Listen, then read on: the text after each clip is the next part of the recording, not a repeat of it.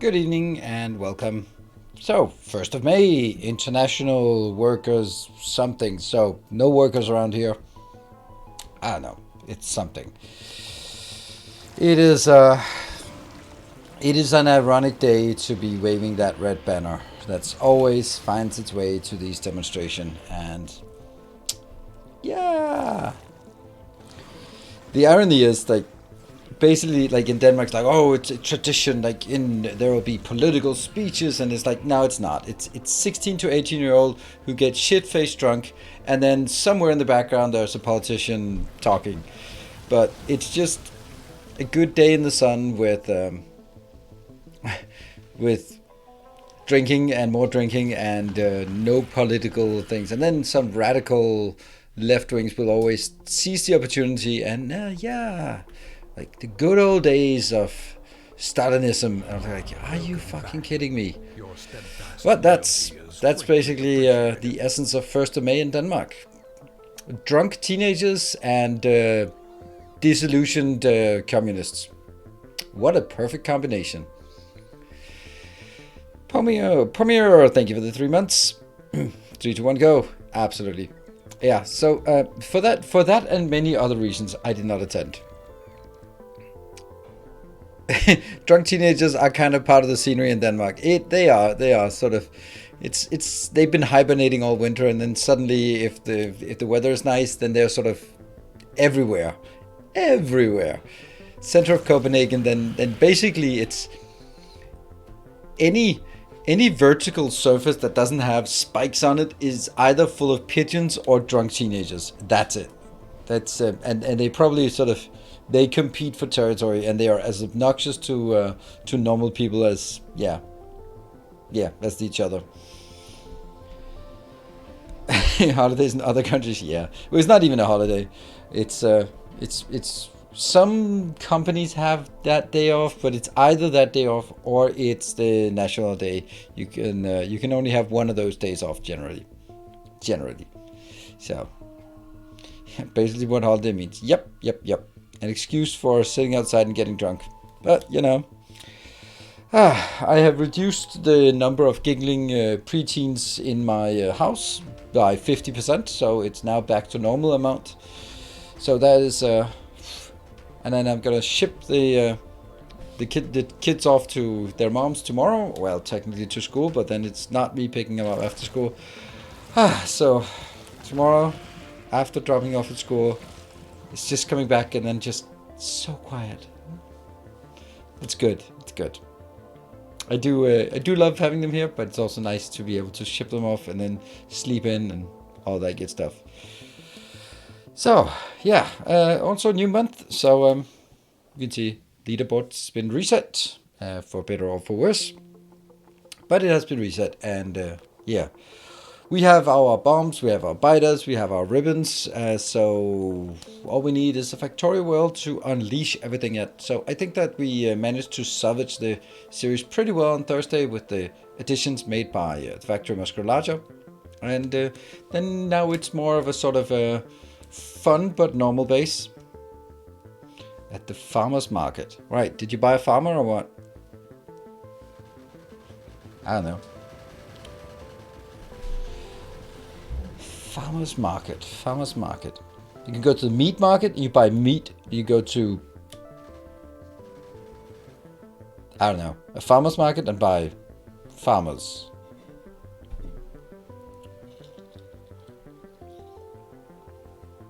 Good evening, good evening.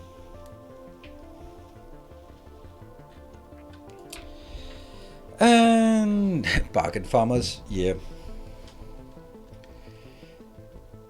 Strawberry. It's called strawberry. And library. Library and strawberry.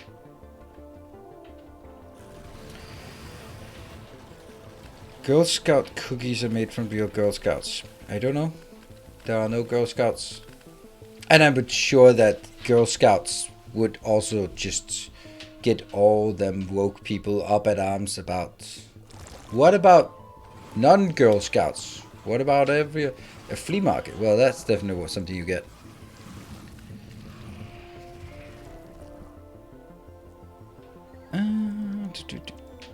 Which is better? Always Patreon. Patreon is way better. It's basically twice as much or half as much overhead. So, thank you for even considering. Error.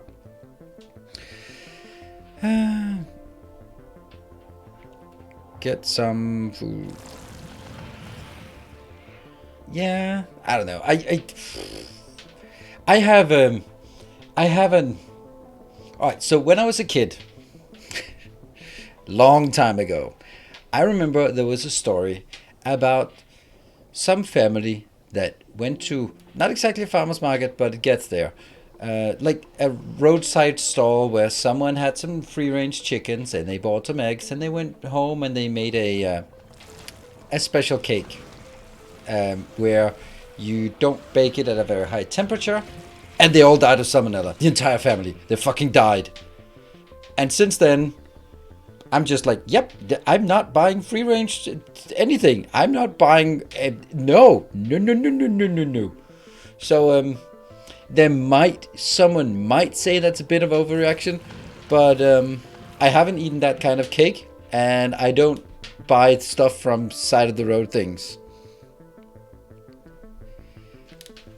It was in the 80s. Remember, this is in the 80s. Lots of things were different. It was before the invention of penicillin and that kind of thing. So, it's plus you have 30 years of calcified memory to exaggerate that story. So, there might, you'll never have me admit it, but there might be a teeny tiny level of exaggeration. And thank you, Kippy, for the 18 months.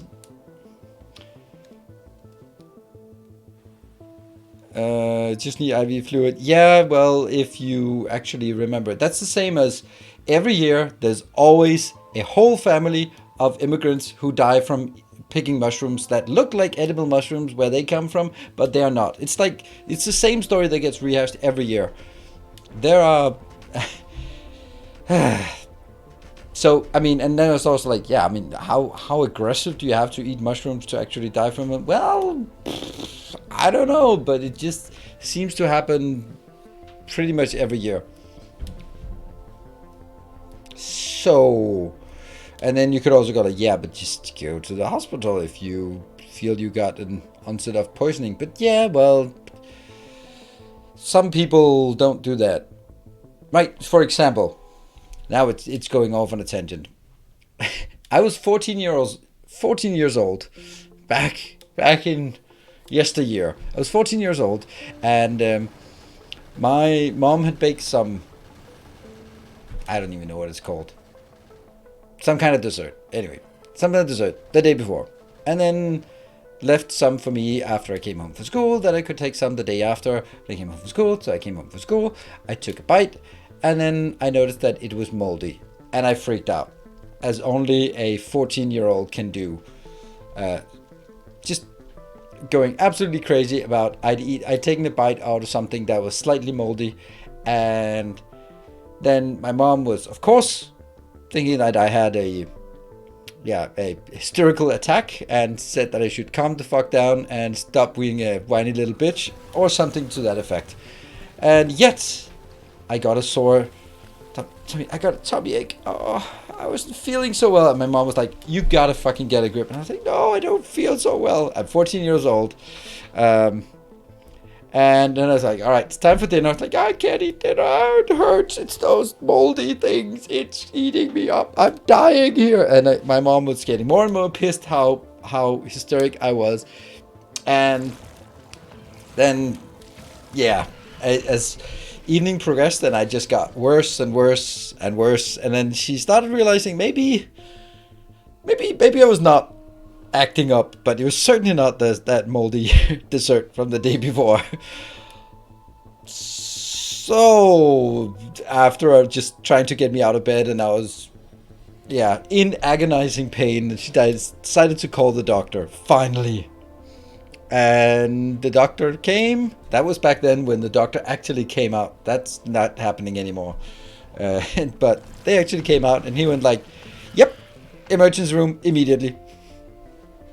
So I had appendicitis, and I got in there, and it was like almost bursting. Like they said, like an hour maybe. Got immediately into the operating room, and so the moral of the story is, you might easily think that it's something else and something trivial or correlated to some other completely irrelevant event, and therefore not listening to your very wise and definitely not whiny 14-year-old son when he's being a whiny little runt. And take it serious. Yeah. Now, did you have a video call with the doctor? Yeah, how useless is that? So I had appendicitis, and from now on, I don't eat dessert that's been left today, because I don't want to get appendicitis again. I know I can't, but I don't want to. And I can't get it if I don't eat old dessert. So, we all have our things. Story time. Good evening. Hope you're enjoying the evening. And that's the story of why I don't eat random desserts, and also why I don't eat free-range chicken. Free-range chicken eggs. Yeah, so finish your dessert. Yes, absolutely. And just ironically, right now, I have dessert in the fridge for my kids' lunch boxes tomorrow. There we go. Just a phone call asking you how I feel, and I can say I feel like shit. Yeah, I mean, they do have it. That's also how it is in Denmark. No video calls either. I heard something on Patreon. Ooh, lots of the things. Delete. That's not it. There. Hey, thank you for your pledge as a new protector of the path. Thank you very much.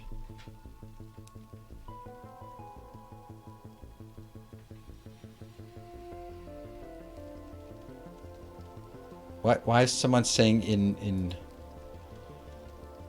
in Discord, I made a repo for your blueprints? No, why would you do that when I already have that? Like, oh, I made something you already have, but I made it, so it's different. Yeah. Yep. So anyway, time for some games. Let's see if we can get that loaded. Will you redo a playthrough with Dangerous, or I don't know. I plan my next next series 10 minutes in advance, and then I yell unreasonably at the moderators to come up with really advanced coding in the last second. So if I started to give any kind of indication of whether I wanted to play or what I wanted to play next, then it would give them an unfair advantage to actually start preparing for it, and that's not how we play around here. So I don't know. I honestly don't have... Oh, hello. Don't have any plans Yeah, Bomb Q is up there. Yes, that was Gloom Enraged. Our illustrious champion Hello, returns. Lorenzo Lewis. Thank you for the 26 months. Appreciate it. Right, let's have a look at the base now that we have a couple of minutes of safety. Oh, wow, wow. What are they doing there? Illustrious champion returns. I was like, that's a weird color. Home. That color shouldn't be there. That's an abundance of greenies.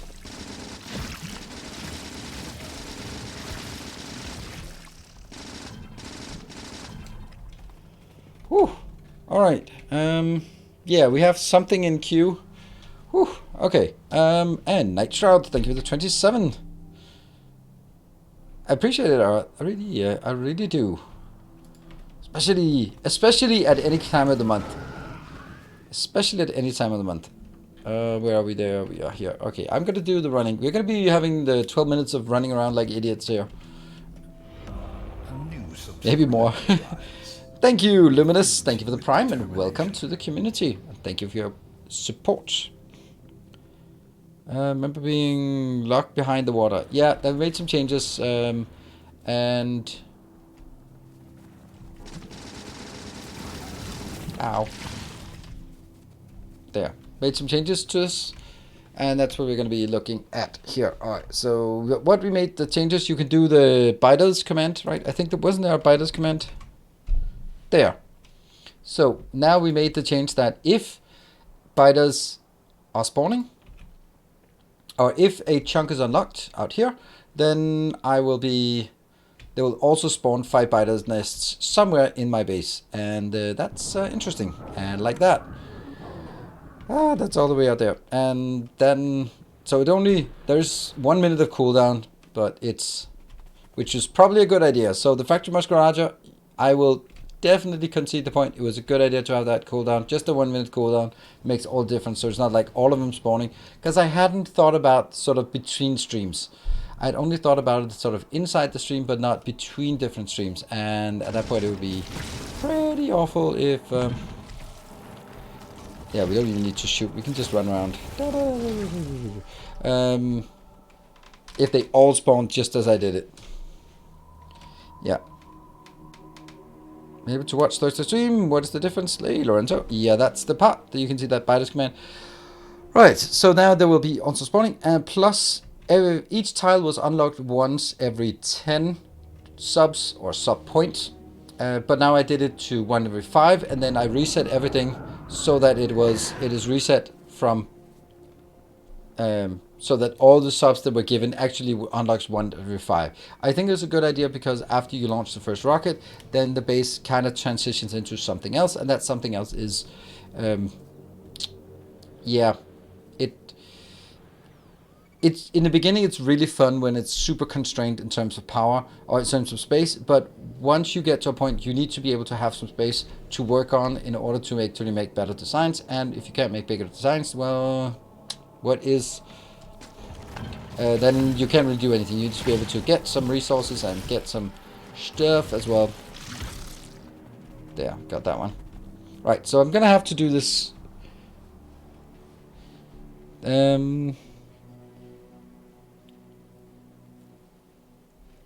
Why didn't they attack the factory? They always need a bit of time. They will attack, but they'll need to absorb some pollution first. So if I respond immediately, that one I don't bother with. It's on the wrong side of the fence. So we'll keep that one here. Alright, so what did we do last time? We built a good copper supply. That is nice. And that's cutting a copper here. That means we now have copper. Copper can go into this location. 2 copper locations. Going in, making lots and lots of greens. Greens are now ready to go. We did not actually set it up. We also get iron in on this side, which iron is coming from nowhere, but I'll build it out here once I push further out. I want to get over... I'm going to wait until this one gets a bit further out. You can see these ones have unlocked, so all of this has also unlocked, and then we'll see. Yeah. Bomb Q, run away! No, not that way. Shit. Ah, damn it. Okay, that could be a lot worse. That could have been a lot worse. And it's 55%, so it's pretty intense. The cash register, thank you for the 9 months. To add a little wall to eastern defenses. Be easy to move with bots. Do you want to add a little wall? A little wall? Like this one? Yeah, well, I might. It's actually a good idea because it doesn't really cost me anything to do that. Well, not really.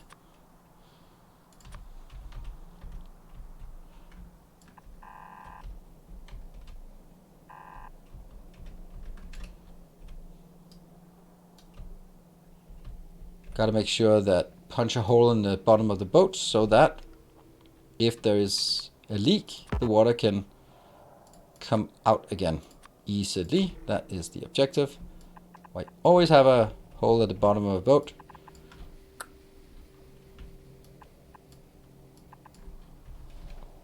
There we go. And they're probably not going to work like this.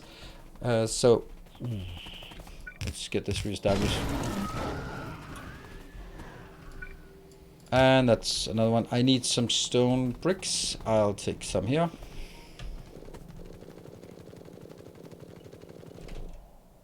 That's something. Good.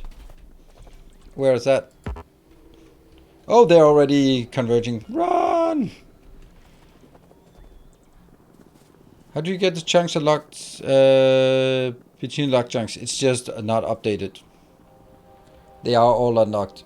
It's just the radar scans are random, and that's why it is the way it is.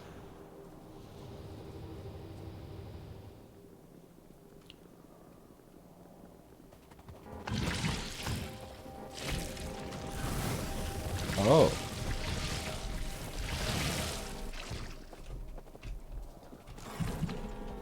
Zzz.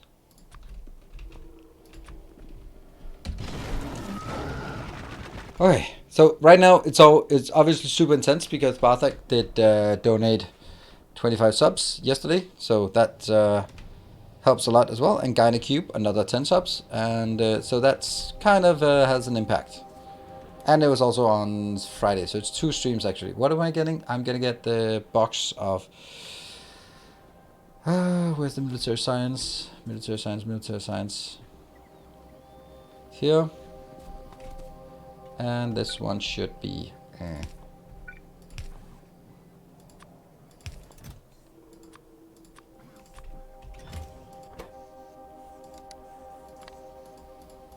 don't worry, it'll quiet down shortly when there's no more in the queue here. Then it'll be much more manageable and I can start progressing with the base. And no one 2000. Okay, so that's also on that side. That's good. Good. Don't forget gates. Gates. Yeah, how do we do gates then? I always do the same thing. I just do this part. There you go. And then I make sure that I don't want gates in my inventory. Bloop. There you go. Easy peasy. What is the hold up? Oh, the stone bricks. Really? Let's see. Stone bricks are... I can pick up more stone bricks here. There you go. Take those as well. And then it's steel. That's the constraint. Alright, so what I want to do is actually get this green circuits back here. Replace this with a green circuit build on here. That distance. And I'll take something like this maybe.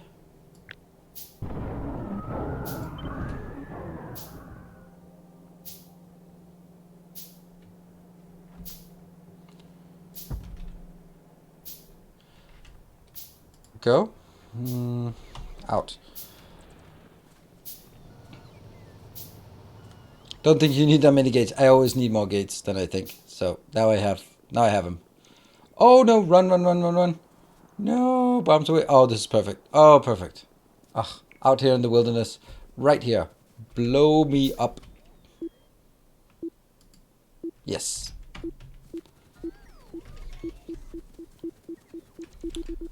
Not even taking anything out. Well, one drone and a few irrelevancies.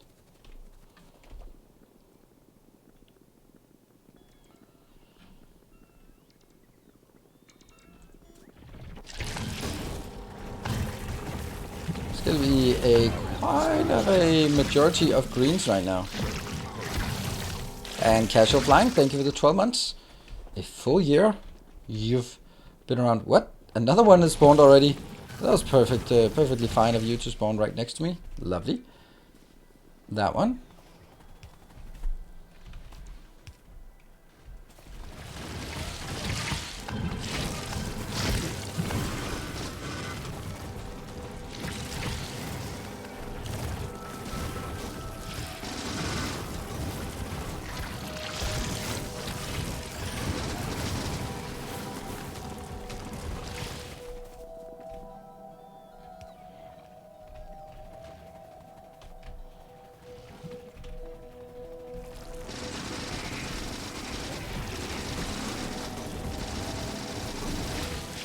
Anything that isn't greens can just be steamrolled.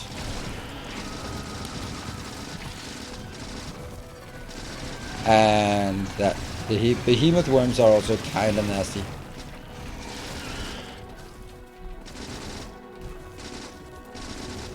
Luckily when not shooting, I'm significantly faster than even the green ones. Ah, you know what, don't care about those. There you go. If I can take out...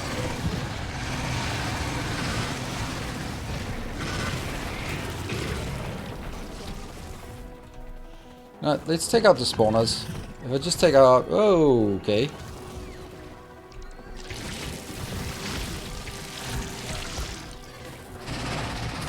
There you go. Yeah. Push out. It doesn't make much sense to push too much further out here. Because I can't do anything that's spawned.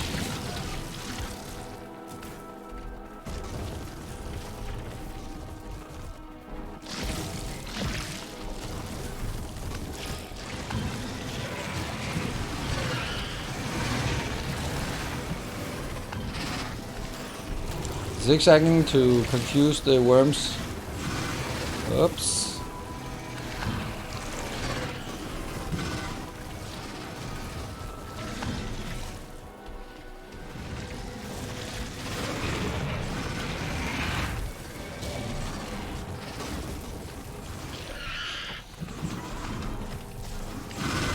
Ow, ow, ow, ow, ow, ow, ow, ow.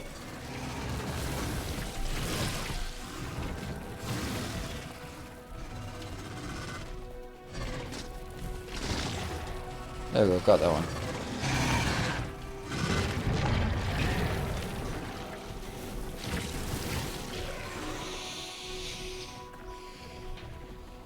Might as well take these out while we're running out here. See, I'd really like to get this choke point. This choke point will be so nice. Alright, and... oh, nothing since then.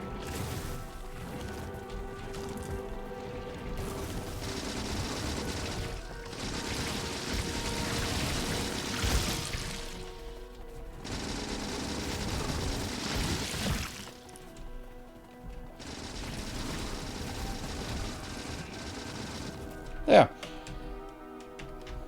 Slightly. Whew. Hello, parking brake. Welcome. Thank you for the compliment. And I can actually build these.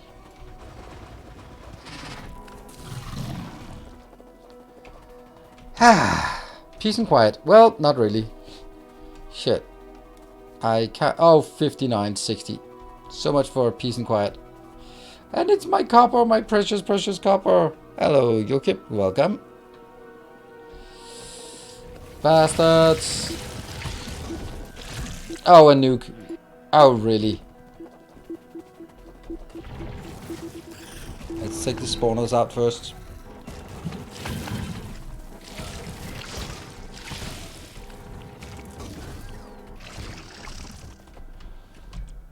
And...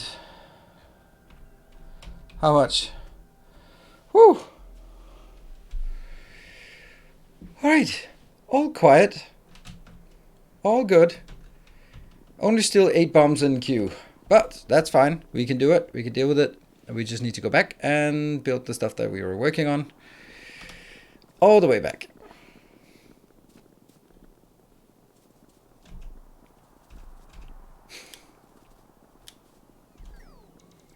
So there are periods of high intensity. I love his second channel. Get to watch his Twitch stream at my own pace. Great to fall asleep to. Yeah, nice. What feeds my views is people starting it but not ending it. That's how I get my views on that channel. The few I get. Don't really need to have these here. Nah. Another one. Okay, and where are we? We're back again. Hey, JBR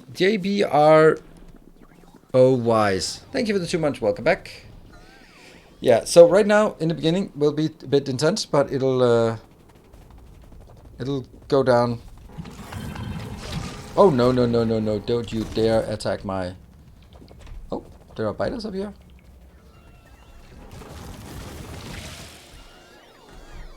Okay, now we try again.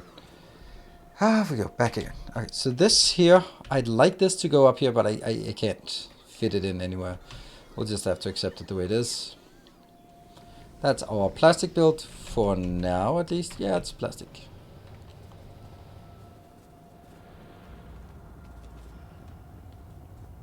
That's probably... Oh, it's not spawning. There's still 5 subs until next spawn, so we are good, we're good, we're good.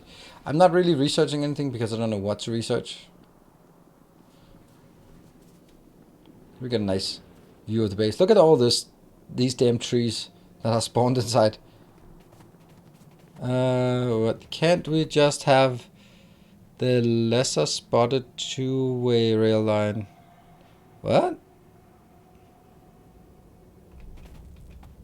No.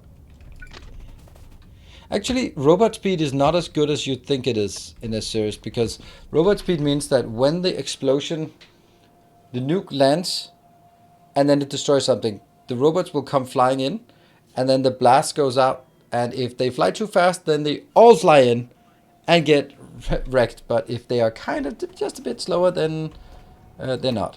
You are not going to be this one, you're going to be here. There we go. No one coming in here. That will be...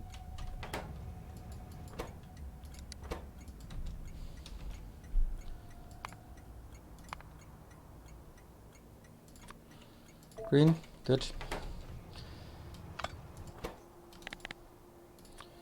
When it's less than 30, get one in. Yep, and that means this is open. Hey, Kuru, thank you for the 5 gift subs. And, oh, that's so nice of you to spawn them right next to me. There we go. Thank you. But 5 gift subs is 5 gift subs, and that helps build the community by forcefully conscripting people to become subscribers, and then hopefully maybe they'll be more likely to resubscribe next month by themselves. That's the plan. That's the essence of it, at least. All right, so this will be Tales of our endeavors. Dixaba, thank you for the 5 more gift subs. Paying forward the one you got from Kuru. Nice. All right, then we just need, if the other 5 who got it from Kuru will also give 5 subs, and then now they will also give, and then we got something going. Oh.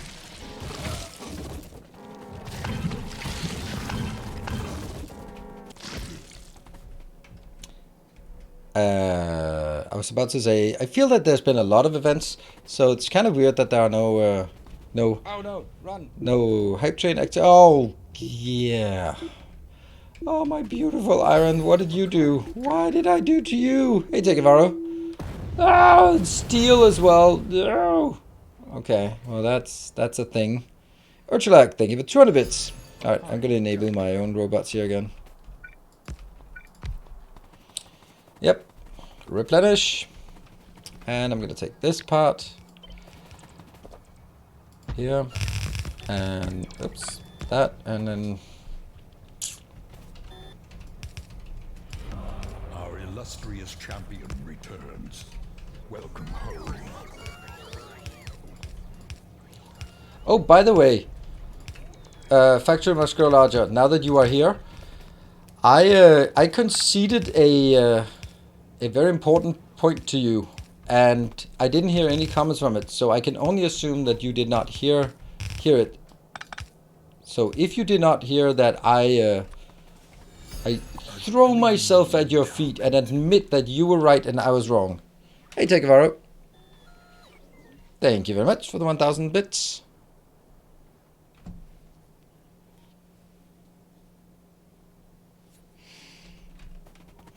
Why don't I build buffer chests? Because buffer chests don't work.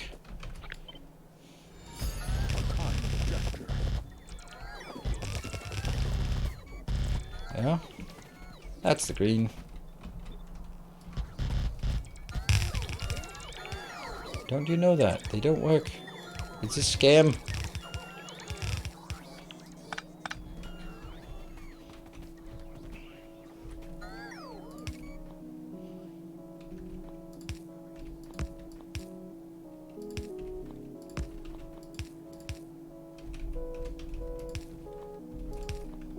Here. And then I'll be... Yeah. There we go. That's gonna go in. And what I then need to do is kill... all of this, I guess. You have returned. Who did... Oh, and thank you, Kuro, for auto 300 bits. Look at that. Kuro has the #1 gift sub-gifter for the month. How about that? And Tekivara has the #1 bit donor for the month.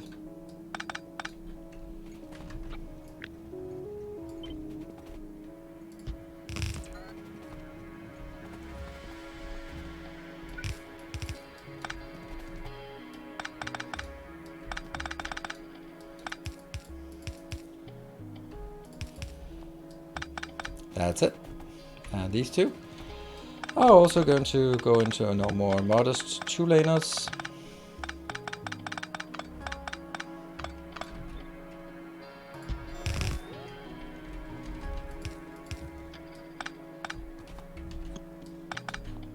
There. And I think that is good. Let's keep me Cybermana. Why did I miss your... Yeah, I did. It was right before. Yeah, I keep missing it. Oh, man. Gotta get more then.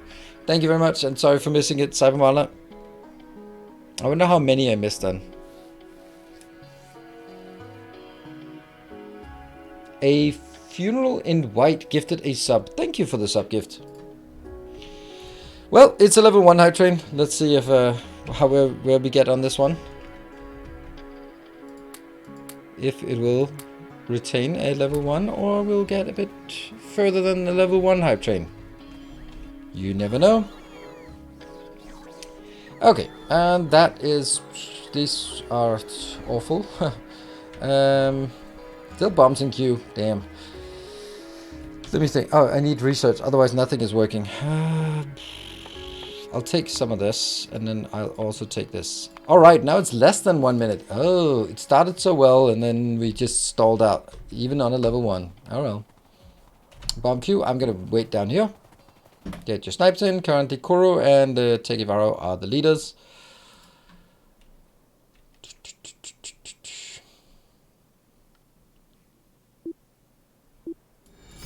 A generous bestowal.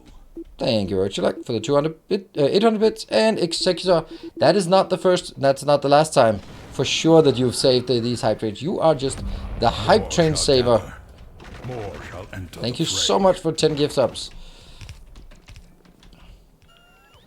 And what do we lose? Nothing important, I think. I can run away from this. Oh, spawned. Ah, I forget. That one. And spawned more nests. Oh, that's not good. I need to run. Run! Run, run, run, run, run. Run more. One more. Run up here. No. I need to run up to a train track. That. And do I have... No. I need to... That one. And... Oh. Go. Faster. Where are they? There. This. Go. Go! Go. Faster.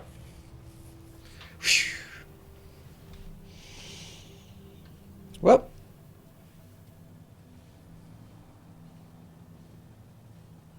One biter per 4 subs. Nope, it's 5 biters per 5 subs. So basically 1 sub or 1... Oh, more biterness. Pick up. That's important to remember to pick up. And now panic. Are they coming? Ah, gotcha. Oh, they did actually take this one out immediately. It's because that's a military building.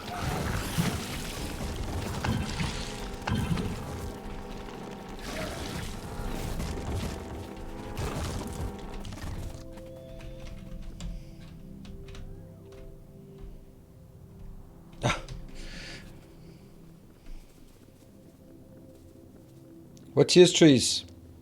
And they also add evolution. Yes, indeed. But spawns in batches of 5. Yep.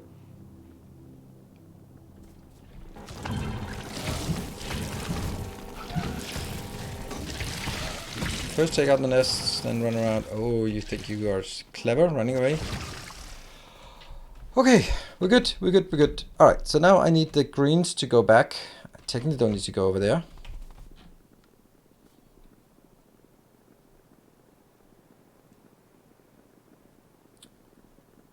Got a nice game to play when sick and no energy. Factorio? Why is the train just sitting on the tracks? That one, because I left it there. There. We're gonna hit right on this. This will go to that one until full. That one until empty. Go!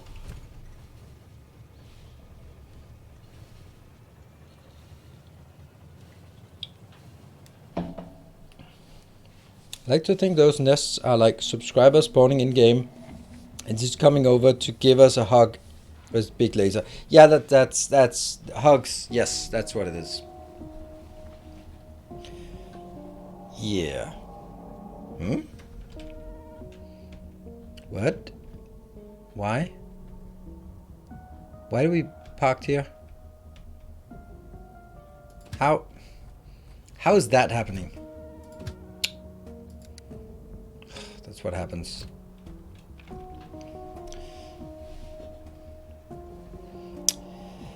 Well, Executor, it was so nice of you to save the hype train from a level 1, but I think it was a bit in vain. It doesn't seem to be a moment for training. So, thank you for that. Yeah. There will be another time, but that's okay. So we'll get here, all this goes in, and we can then start cleaning up this part as it stops producing. Now there are biter nests and trees, every biter, dead biters. Okay, this is perfect. Hey, PTTR, thank you for the 1,000 bits. You're not quite taking it away from Takevaro with that 1,000 bits. Ooh, and Kuro with 5 more gift subs. Time devil. Is it all the way down there? It's all the way down. Thank you. It's 30 seconds, so can still make it. Can still make it. Anyone want to? It's still a sector with 10 gift subs. Kuro is exactly at 10 gift subs as well. And PJTR is taking over with 2k bits. Oh, bombs away. Where's the bomb? Oh, okay. Well, that's gonna help clear this one out. 16 seconds. Oh no, it's not happening.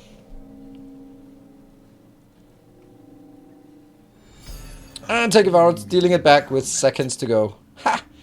And congrats to Takevaro and Executor for the level 2 hype train.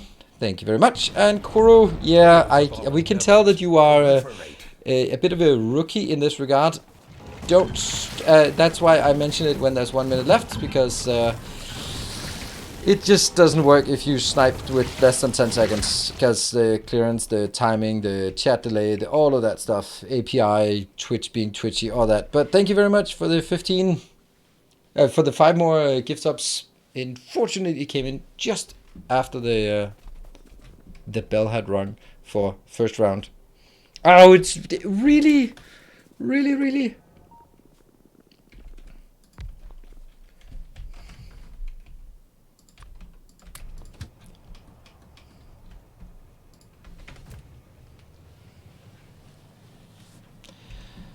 Go. So for Takevaro and Executor, you get to choose remove pollution, and lower evolution factor, 1 free research, no handcrafting, or until next hype train, or trees everywhere.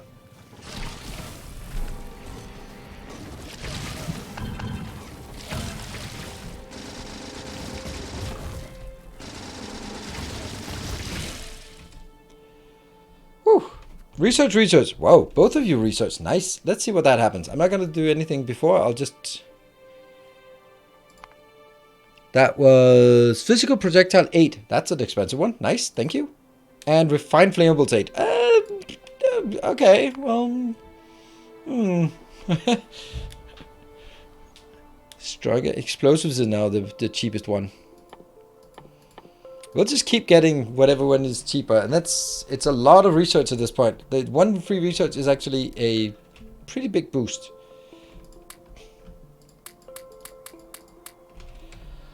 Right. Oh, I need to remove the train. There.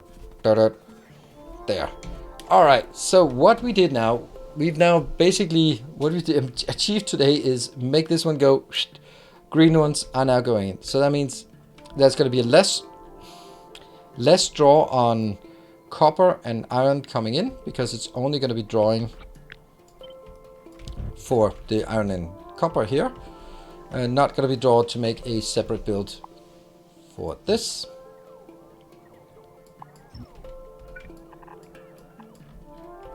Kind of also useless to have this, but doesn't matter. It's there. That means the green ones is now provided off-site. And what is next thing? The next thing is red. Green, red. Red is going over here. Red's here, and then blues probably. Actually, I should be doing blue here and red here. Yeah, because blue needs to be close. I like. Yep, let's do. I have that. Thank you for the research. Free research. Free search.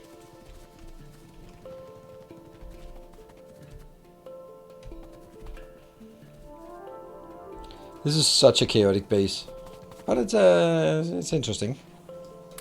Yeah, got a bit more. Hello, nuclear power plant. We're gonna be casually walking by.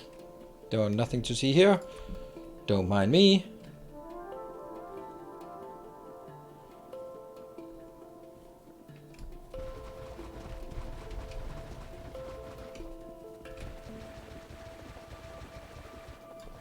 Actually, I should kind of start remembering that there could be traffic on the train line. Soon to be 2 train lines. Or some places 2 train lines. There. Yeah, 192 tiles. Why exactly 192 tiles? Because that is it has to be a number of chunks. And this is 6 chunks. Somebody set us up the bomb right there.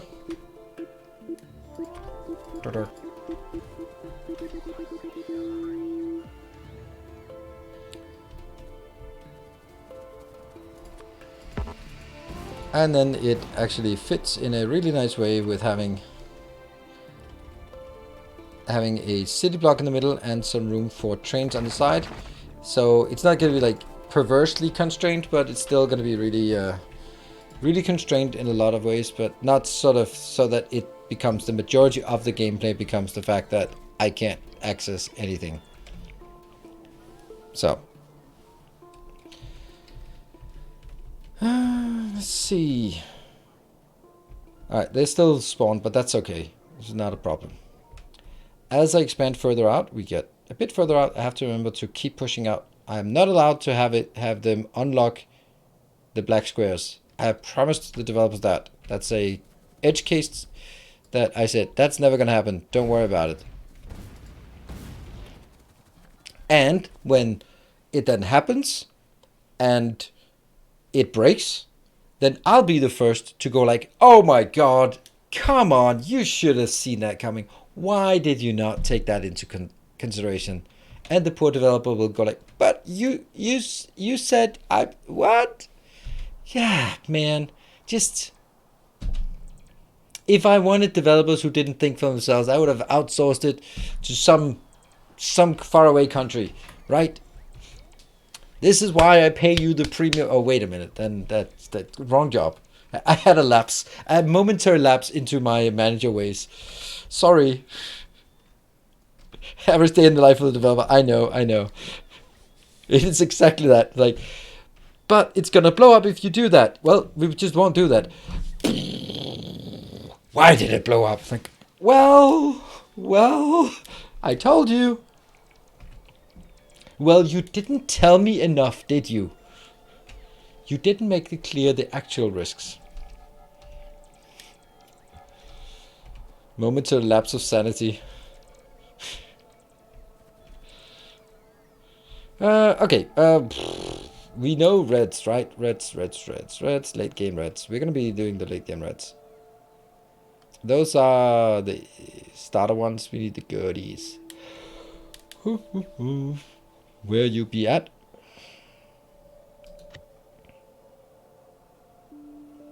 Yeah, don't like that. I know I have it. Don't I? No, I don't actually have it. Okay. Let me just grab it. Paste in.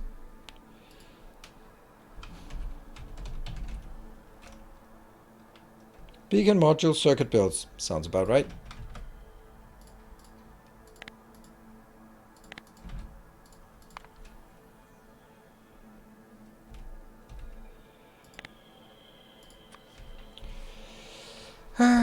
That's why I archive specific emails. They sometimes come in useful years later. Yeah. Well, I did the same thing with PowerPoints, but that was because every 2 years the whole program started over, so I could just use the same PowerPoints for this is the burning platform. We are going to be doing transformation. This software, change the logo of the software, will be our path to the future. The way forward. Same timeline, just end the start date, but it's still 1.5 years from now. It's all going to be done. Same old. They still do it. Still do the same old program. One of my sort of small things that bring me joy, and I know it's because I have a dark and shriveled heart that it brings me joy, these kind of things, is when I look at my old employer and I look at my old department and then see job posts that I wrote 80 to 90% of that job post. And they're still using it like 3.5 years after I left and maybe 5 years after I used them. They're exactly the same. Big, exciting new transformational program, gonna change the world. All of that stuff. It's still the same old bullshit. And it's just 5 years later and it's still the same job for the same, in the same organization, doing exactly the same, just replacing someone who found something better to do. Thank you for adding it.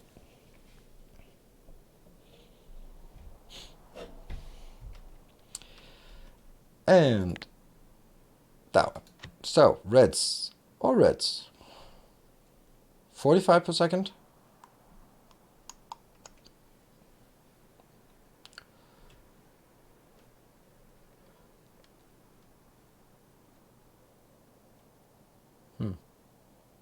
That's actually a clever way to do 45 per second. I'm doing a self-balancing belt here.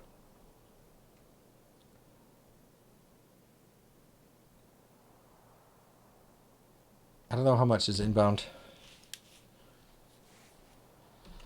15.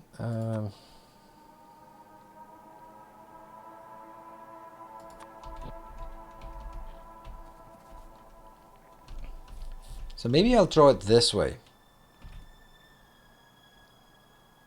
Yeah, let's do that.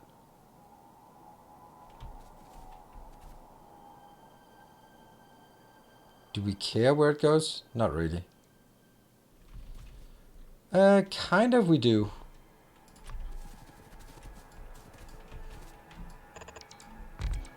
So we now know that that's the middle.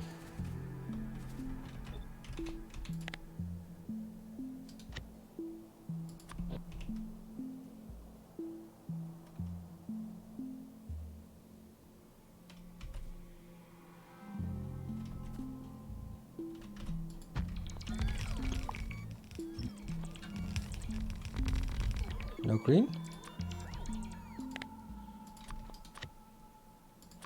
From that to that.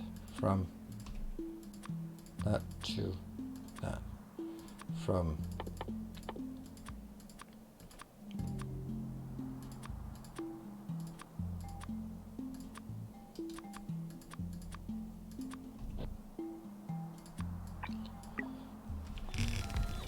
I wonder if any of these jump. This one jumping. No, that. What? What? Where's. Oh, right. It's because of this merging. Okay, so it's not a problem. No problem at all. Alright, so let me see. I'll definitely get green in on the lower one. Oh, how many times do I have to do this before I realize that I should have a blueprint? That does not include all the crap here. No crap, no crap, no crap, no crap. No crap. I guess this is fine. Yeah. Sure.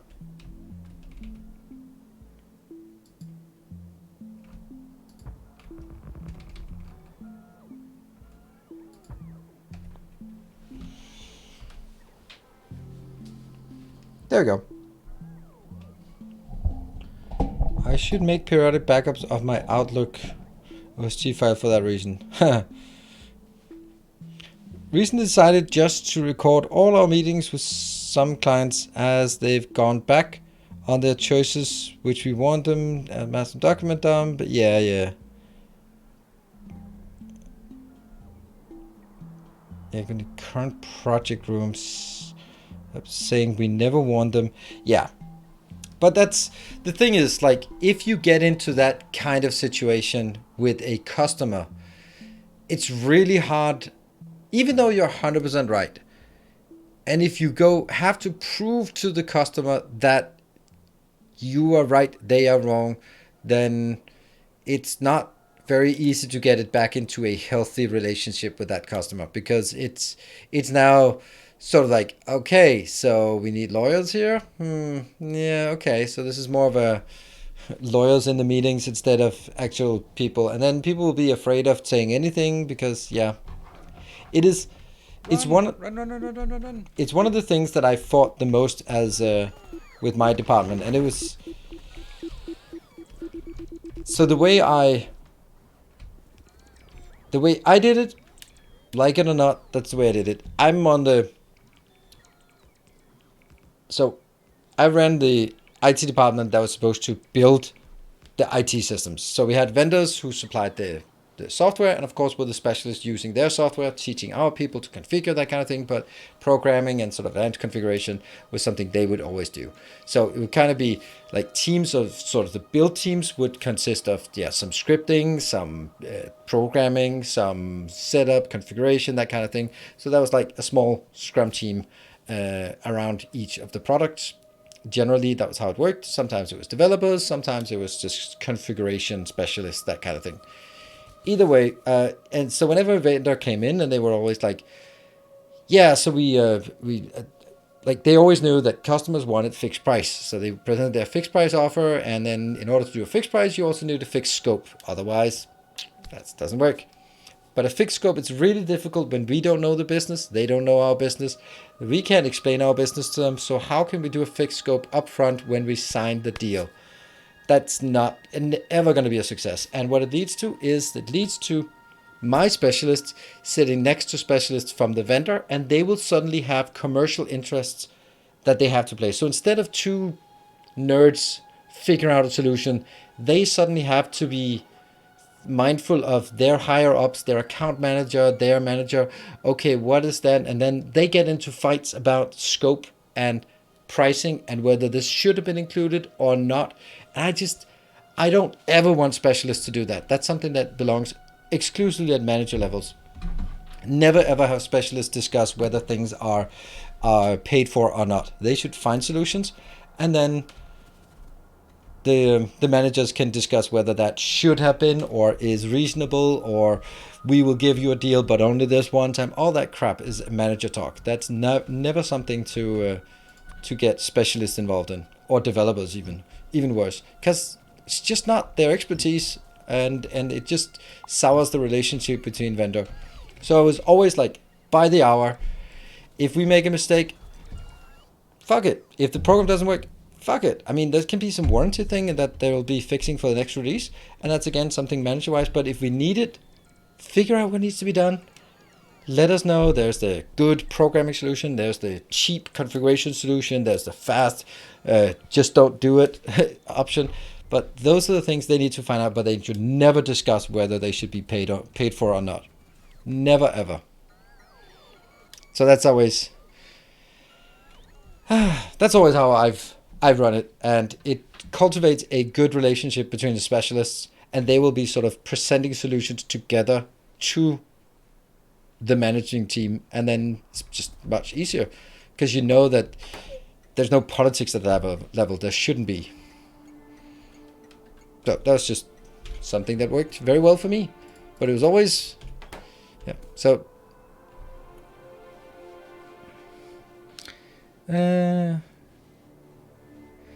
got in trouble management multiple times for doing something that should have been a premium job. Exactly, Godney. That's exactly. It's also a really good trick for you as a developer. Here's a trick for all you developers out there. If you are tired of getting dragged into sales teams and being involved in pre-sales work or talking to customers, just be really, really helpful. Then your managers will stop presenting customers to you. I had it with my first company that I worked with, and the sales director was presenting. It's all right. Oh, let's come see our developers. Oh, there we are. Oh, this guy. Oh, yeah, he's working on your solution. And he was like, oh, yeah. Yeah, I was working on this. And I was like, oh, yes, we also have this problem with this one. Is that something you can do? And the sales guy was like, yeah, because he was still already selling it for a month's work. And the developer was like, there we go. It's done now. That was the last time the customers were ever taken to see the developers, because, yeah, they were like, huh, we'd like to have this guy working on our team from now on, and we'd like to have a direct connection to him because obviously he doesn't add a month of fluff for estimates. So, free advice if you don't want to talk to customers. The trick is be super helpful. All right, I am going to take a short break on that bombshell.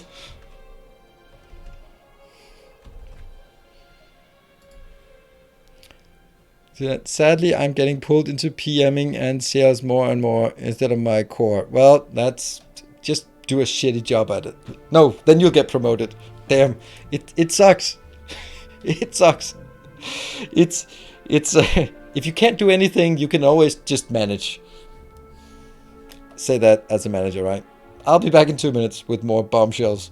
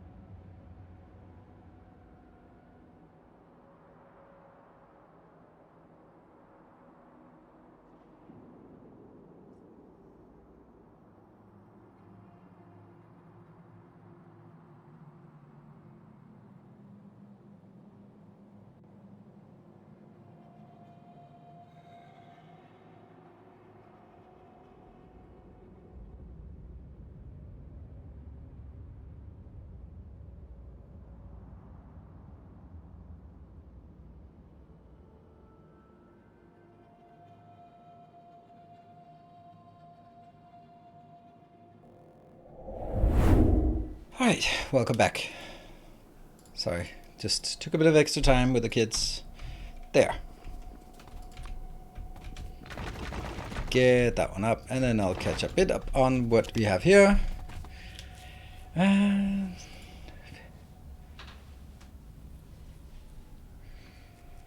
I have to to see.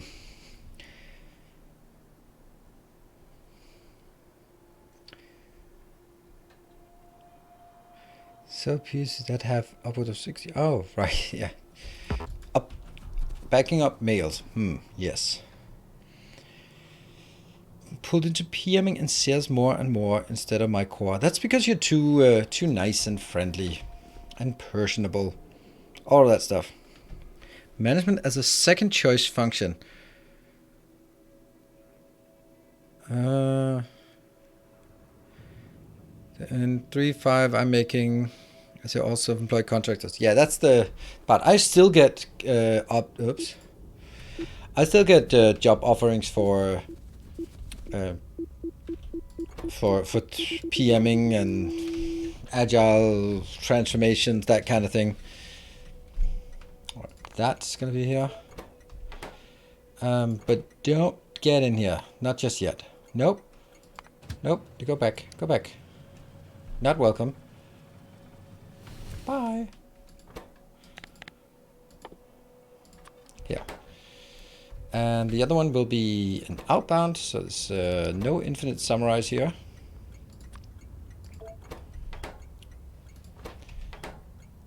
That one doesn't make any sense, does it?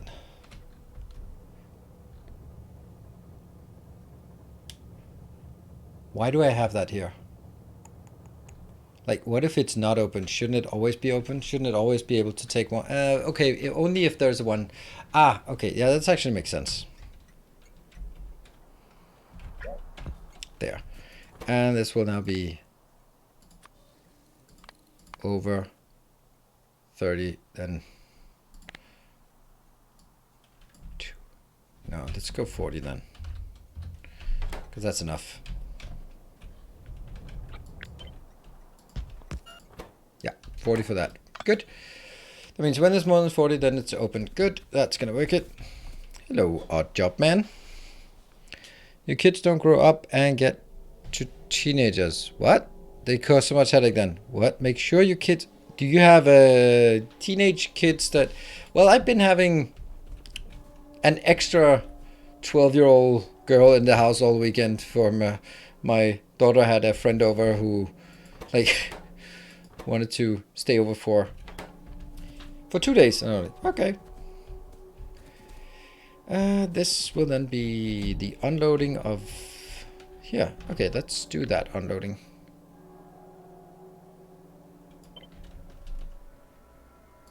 Here.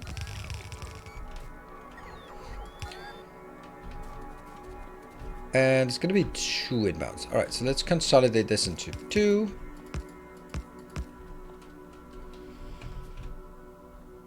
I'm doing Omni Bob's Angels. It's possible to do a trained city block type base with Bob's Angels. Yes. Of course it is. There's nothing... there's nothing about this. It's just an organization. I would say it's even better to do it now than with the train limits because there are so many ingredients that you basically have to just start one ingredient and go like, okay, what are the inputs and outputs? And then deal with it like this. Inputs, outputs, then make it available to the next product. Inputs, outputs. Let's see, I'm gonna need a 2-lane. That one.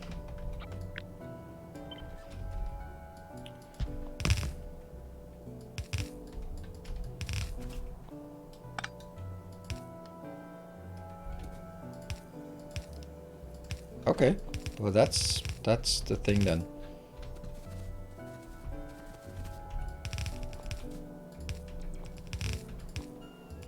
Hold on, is this smart when I have 3? Probably not.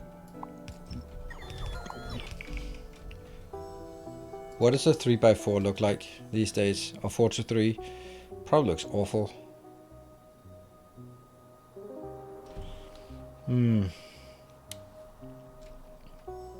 This doesn't lane balance, so I don't like it.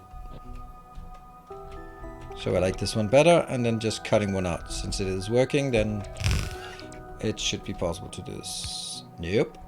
And... oh, that doesn't work.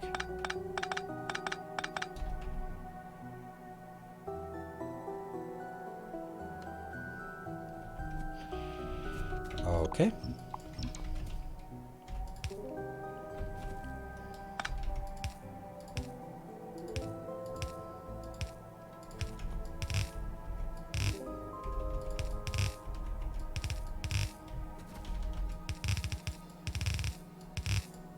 There.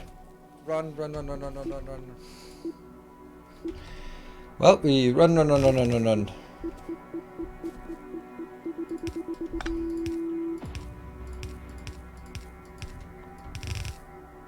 Wrong way. Take that out, and these go.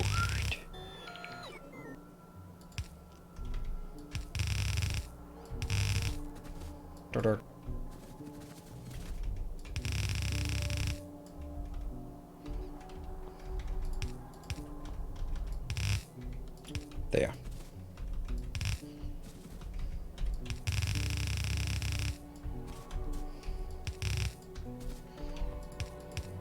I love, this is kind of one of my favorite merges like these.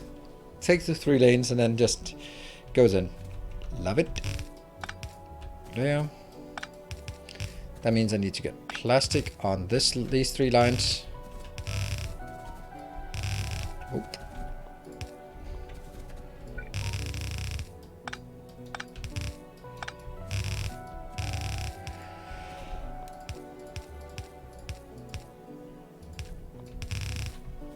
And that will be an unloader like this.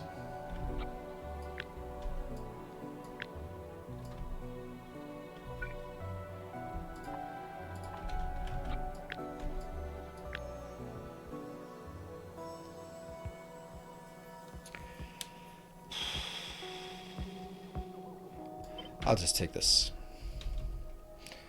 That's unload, not this.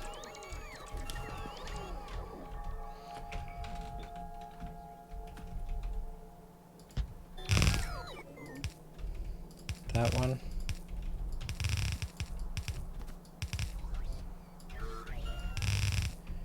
Can't believe we still have explosions coming.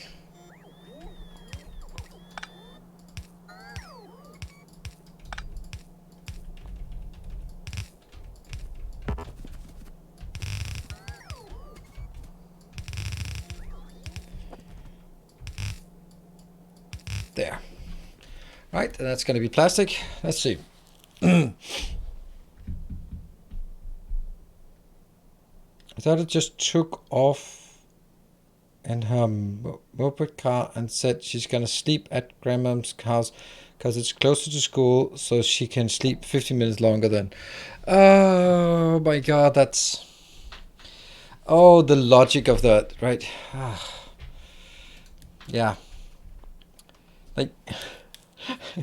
dealing with absolutely flawed logic of kids that are super autonomous and just don't really understand how things work at the same time. Like, yeah.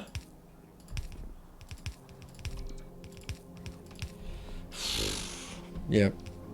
Reset stuck? Yeah, maybe.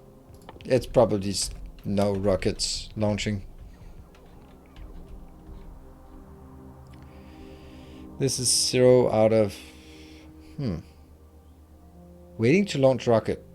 What? Why? This has 1. Waiting for source item. But it is here.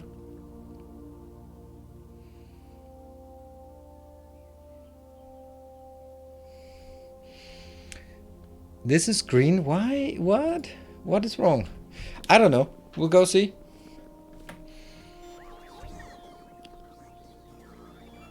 Hello. Good evening, Safrash. I'm gonna run away before that. There's just no safe place in this base anymore. There's no place where, oh right, this is a safe place to hide from bombs. It's just, it's something's gonna blow up.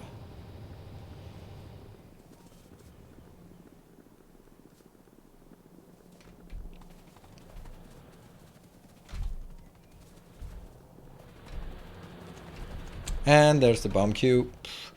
What do we want to blow up? Nothing, please. I'm still gonna hide out here. Hoping for the least damaging thing. Oh, everything is least. Everything is hurting. Run, run, run, run, run! Okay, that's a good one. I mean, it's gonna take up some of my expensive materials. Okay.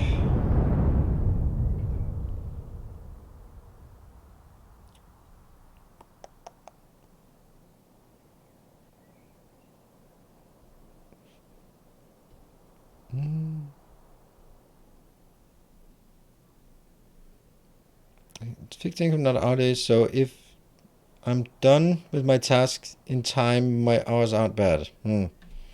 Just when it comes to planning projects and still dealing with support for existing clients, hard juggle time. Plus, wish our team was so big, skilled enough to work agile backlogs and assignments. Yeah.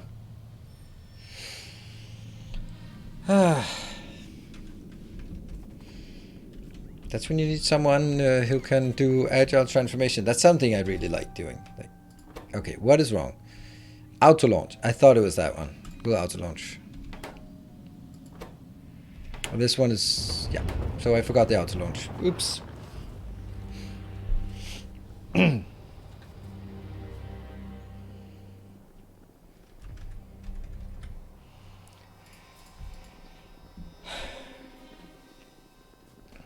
That was a good point.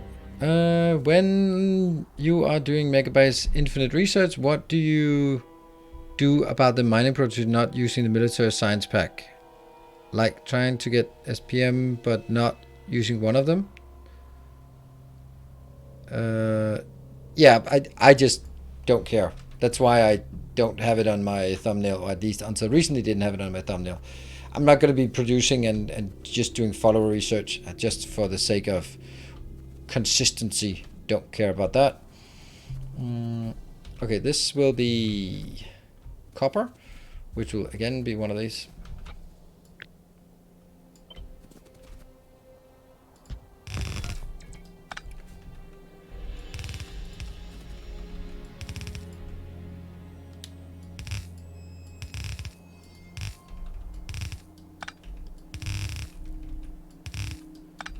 That's why first I build it without the military science, and then after that I can potentially add the military science later on if I bother.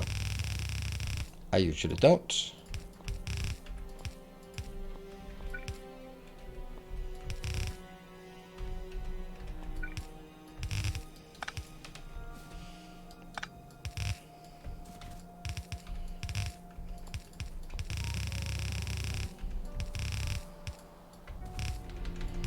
But I had the time in my current base, so I did. There. That's pretty good. And then that just needs to get into a loader. We can use the steel loader, presumably, because that's also one of those... Yeah. Well, okay, maybe not, but... Oh, that's a steel unloader. Where's my steel loader? That's... Oh, I only... No, I do have a steel loader here. That one.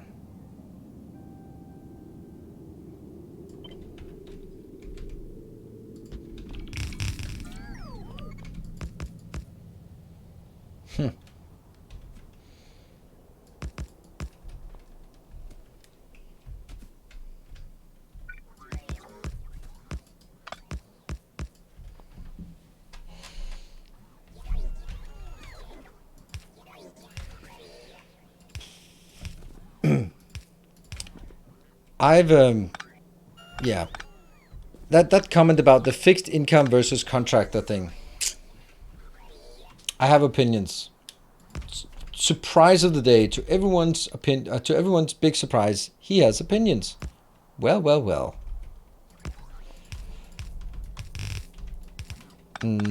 Now that all my adult life except for the last 3 years. I've always... I don't like that. I've always been on a fixed income and sort of being a wage slave.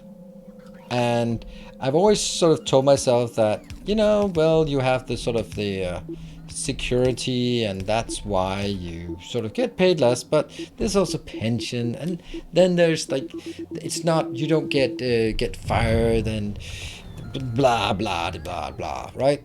All those things. And then the more I think about it, right, the less it makes sense. And I'm so happy that I'm not, say, not relying on anyone else. Oh no, not relying on anyone. That's not it. No, I'm okay. So when you look at that fixed wage versus by the hour, then you look at it sort of from the security perspective, and just like, oh, that makes sense, and it's, you know, you can know what you have, and you can go to the bank and get a mortgage because you have a fixed income, and you're blah blah blah, right? Those kind of things. But then you do something for your company, and you see this looming disaster, and you avert it, and it's so clear that it was your action, your timely, precise action. You saw it, you averted disaster, you saved the company $10 million, like that. And if you're lucky, you get a pat on the back, and now go back to work. And you go like,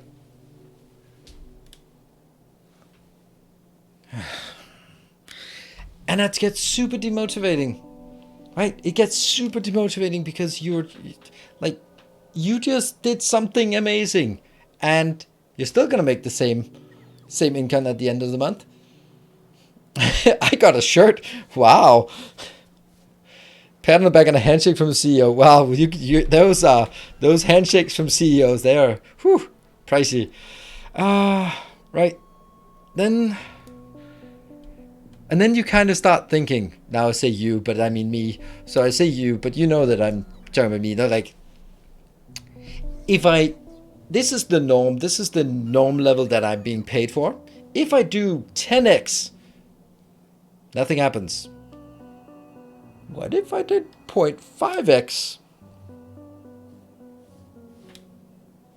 Nothing happens. And the thing is, like, I've had people in my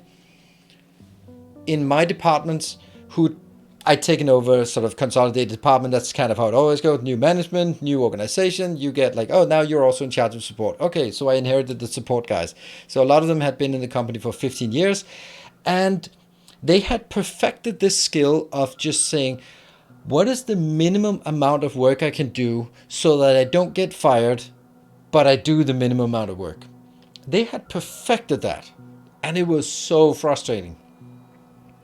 And of course, because they've been earlier in their careers, they've been doing that magnificent thing, and they've been averting disaster, and nothing happened. And then over time, they just got jaded. Jaded is the right word. And then they just stopped caring.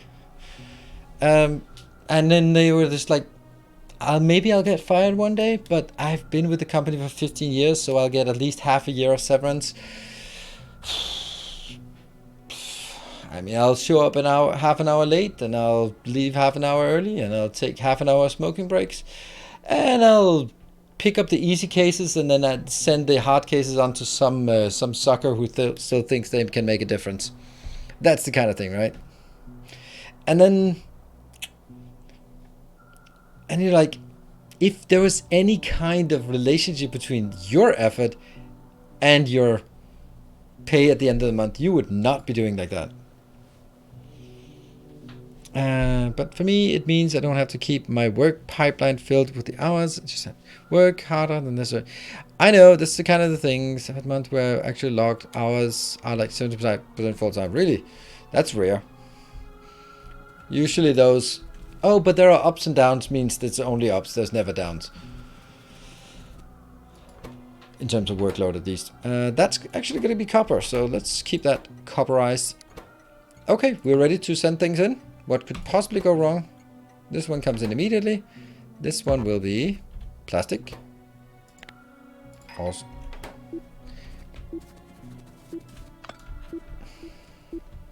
Who did that? I'm so good and efficient at my job that I'm often rewarded with doing a lot of extra work and no extra pay. Exactly. That's also another thing that I really take offense to. Because are you, and I know the answer, it's a rhetorical question, but feel free to answer anyway.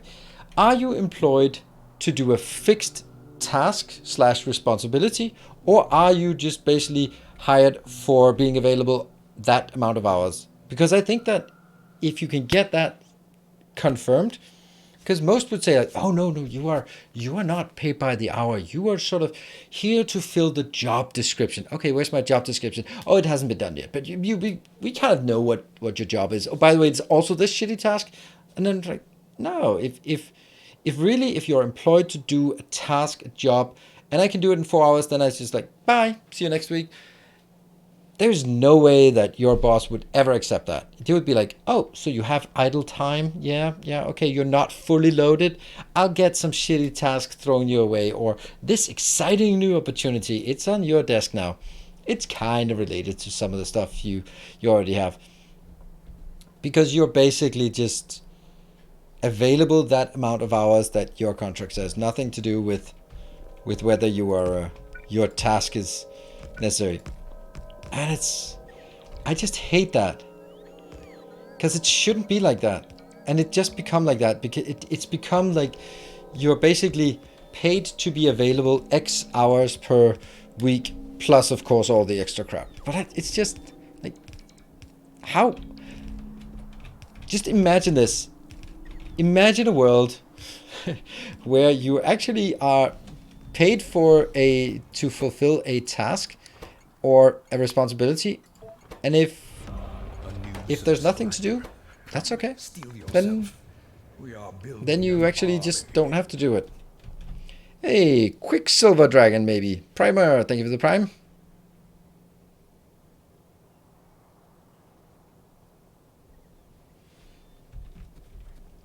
I think it's sorry, Clueless Noob. Nope. I'm going to talk about whatever the hell I want to talk about on my stream. And if people engage, then it's because there's someone who wants to talk about it and listen to it. And if not, then sorry. Some other time we'll talk about something else. If it's because we talk about political stuff or offensive stuff, sure. Then you might take offense to it. But my stream, my conversations. Except in relief, yeah. Got fired for telling my boss, not in my job description. Definitely worth telling them no. Well, hopefully you got a good severance for unjustified firing, I would hope. I am really surprised why plastic is so bad. Oh, because plastic is unloading. Why you be unloading? You should not be unloading. Oh, that's because this is an old school one. Ah, that makes more sense. Alright, so we found the explanation. So this one's filling up nicely. And this one should have an indicator when it is ready to go. Let's find this indicator and just kind of take this. That one, and then glib it. There. And you are going to be... It's going to be 20. And it's going to be plastic. Right? So when that is there, you have it. And that's going to be setting it. Now it's 0. Really? Well, they know why it's 0 because it's not hooked up.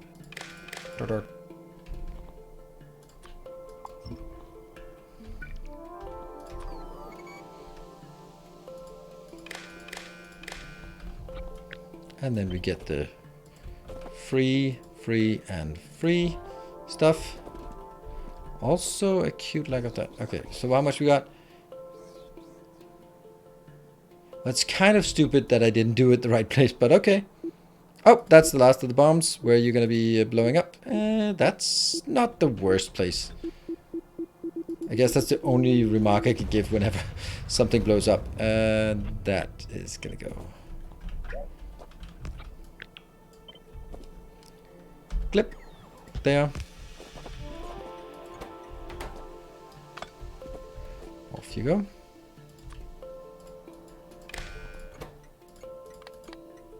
There. 76,000. Good. And the other one will now be constrained on the unloading side. Watch the show Severance. Severance is really good. I like it. Our field is delivery IT project rooms for construction projects. So there's a lull in the projects because brought in by our sales team. Hence a slight decrease in hours. Yeah. Those just don't seem to even out no matter what you do here. Those highs and lows. Anyway, I'm just really... The long and short of it is that I am... how do we... Oh, okay, not flip. Clip. Alright. The best way I can explain this is that when I was a wage slave myself, that is less than 30, less than 20 even. Then I talked to one of my friends who was a self-employed and just really didn't, yeah, he was really struggling. And I was like, come on, just take a consultancy gig for half a year or something to make some money, and then you'll be fine, and then you can do the other thing on the side. And he was like, no, you don't get it. You just don't get it. Once you're self-employed, you can never have someone else as a boss. I was like, nah, that's silly. And now that I am self-employed, I could not imagine having someone tell me what to do, tell me how much I should make per month, tell me what I should get up in the morning. I mean, no. Just no. Racing the train. Here we go.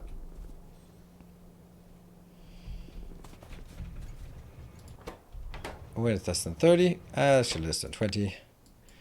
Be consistent. Comes in. And then we just need the green ones in. I dream of that day. Yeah. Did you set a limit of 0 by removing the combinator? Did you just set the limit to 0 by removing the combinator? Yes.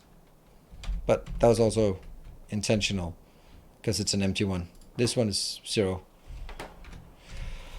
There's no wire going in, so there's no wire condition operating for it. This one, I just unchecked that, and now the limit comes from this, and I should be seeing a green train coming in.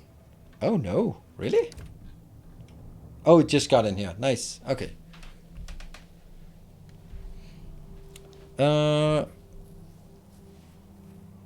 Free of this. Yeah. Well,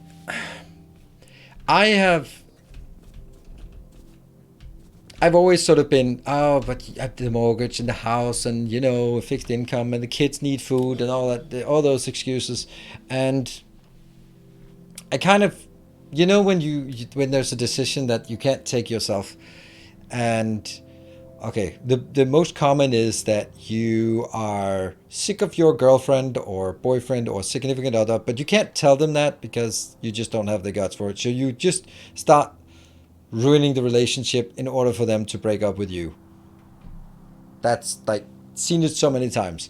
It's kind of the same thing. I wanted to be self-employed, but I didn't have the guts to do it myself. So I kind of set up the situation so that I didn't have to take that decision, or I took it indirectly, and then whoops, now I don't have a choice, and never been happy about it. So does it work properly? Kinda. But it lane balances, and I think that's important. When lane balancing is more important than perfect balance, because if stuff comes out, then it's going to come out here, because it's going to be feeding in 4 belts, then it's going to come out 3 belts. That's fine. But what's more important is the fact that it's lane balanced. Otherwise, the lane imbalance will propagate backwards and then be lane imbalanced here, and then only half those will be empty, and that sucks. But that is just glorious. I love this. This is probably one of the most beautiful ones, like white, green, and orange, and they're just here, and they're beautiful, and then out the other side comes reds, reds, reds. Yeah, much like this boot up, absolutely. I completely agree. That's why one of the most satisfying videos I've made is the one with Lily Rose first base, where it's just like the belts just filling up and going somewhere.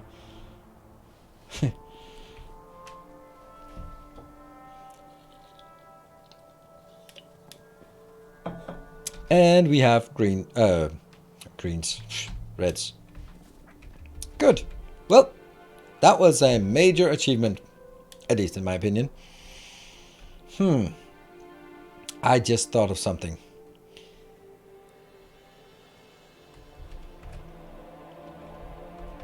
I like the saying, pessimist of the intellect, optimism of the will. Just cruel, you powerful.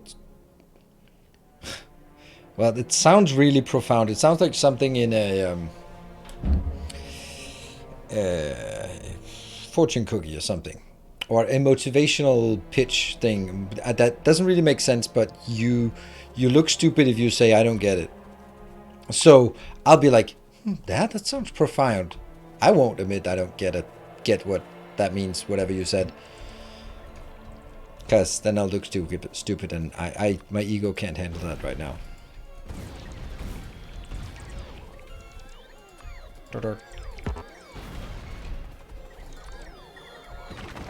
Preparing the next. Okay, this one will have a problem because I need sulfur or sulfuric acid inbound here as well. And I don't have sulfuric acid. Boo! So...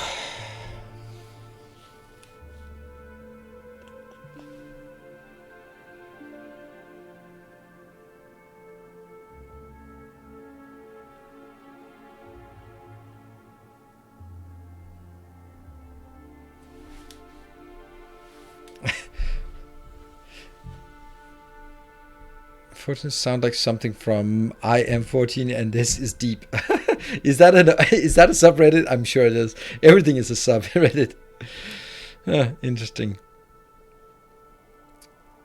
You know any good vids on proper layouts?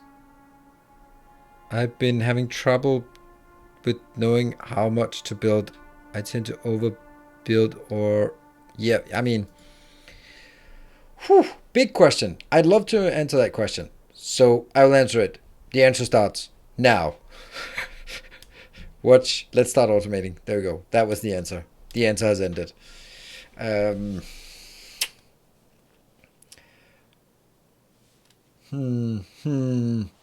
Well, straight six. It's a shitty answer, but the answer is you will know by experience.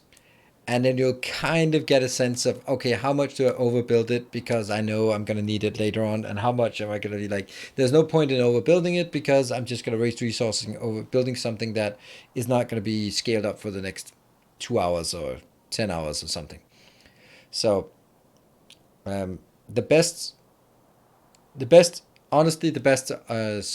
is either to watch a Let's Play, and those Let's Plays, because they are based on my experience, and that experience is probably good, and therefore, so either watch the build the base in the book, because there I have specifically designed everything to work along a special cadence of science production, or Let's Start Automating, which kind of uses the same blueprints but sort of builds it in a more natural way, so it's there's more of a story to it in Let's Start Automating than there is in base in the book, but base in the book will give you the blueprints. So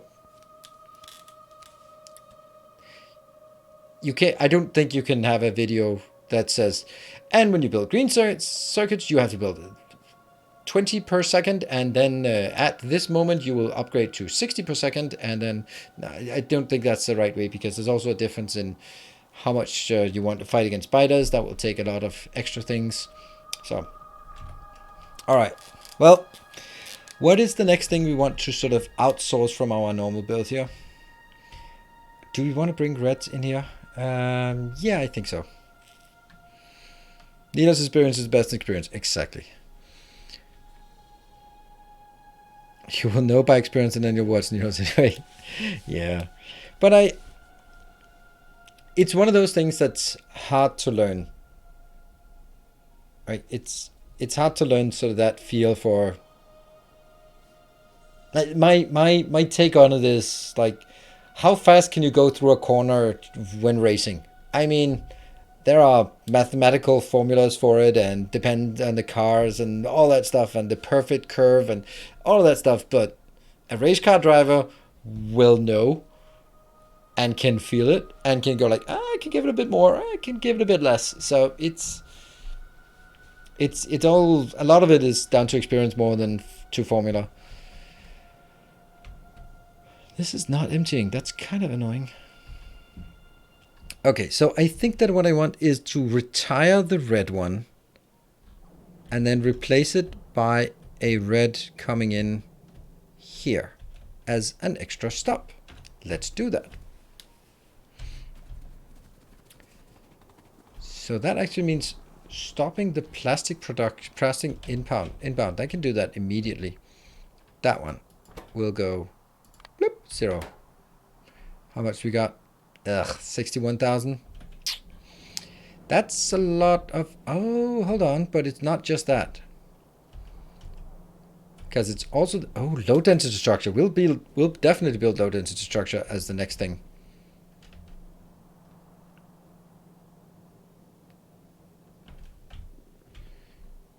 Is sit in a recovery truck with a spine restraint after a massive crash. Not quite. Not necessarily. Not necessarily. Because if it's a Formula 1 car, then you might have just gone too slow because they can't turn unless they have a certain speed because there's not enough downforce to actually turn. That's such a scary idea that slowing down loses you the ability to turn. Like, oh, that's not good. I don't like that concept. Doesn't make me feel safe. How's this one? Is it getting empty? Kind of. Oh, look at that. We have our sacred path is sacred again. Yay. Ah, that was good. That's dead. And that's also dead. Okay, so we're slowly munching our way through this one. Not by a lot, but by a bit.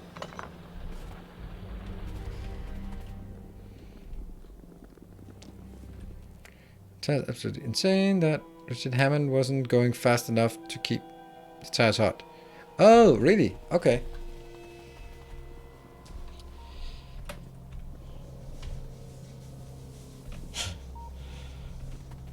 Talk pier? I think I want just this one. And then change the name of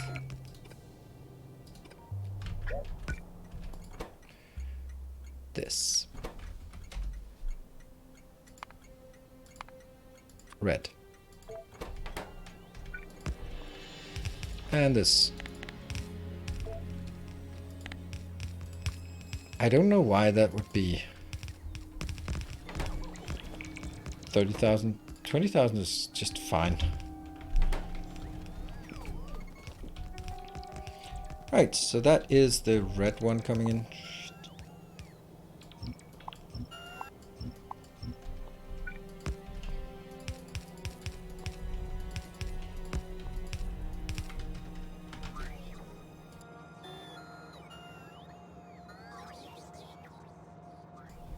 Sorry. Whew. Managed to. Yeah, I don't know what I managed to, but I managed. Oh.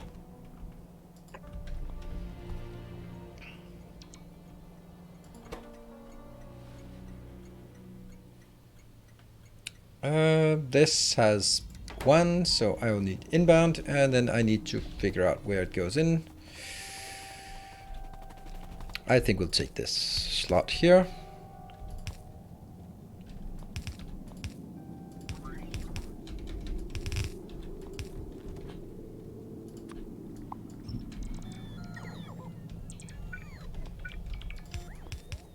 Ah! No! Complicated. Oh. Oh, that's horrible. Because it has to be the closer one.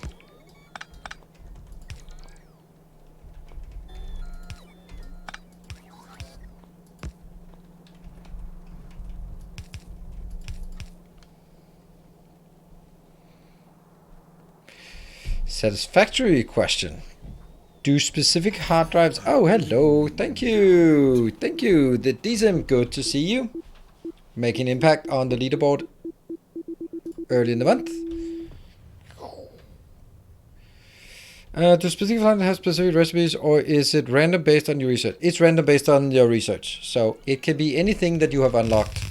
So basically, if you want to maximize your chances of getting a specific recipe, then you want to unlock that recipe and then go find it before unlocking something else. For example, you want a new steel recipe, then don't get all sorts of other crap. Just immediately, as soon as you get steel unlocked, go out and find the good steel recipe and then take it from there. Yeah, I know it's on the wrong side.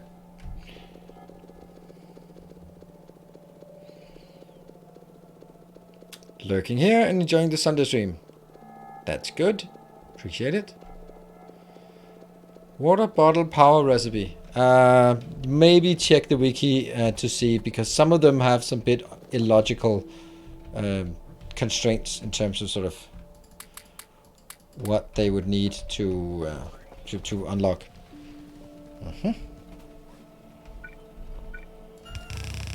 And here we have another awfulness here.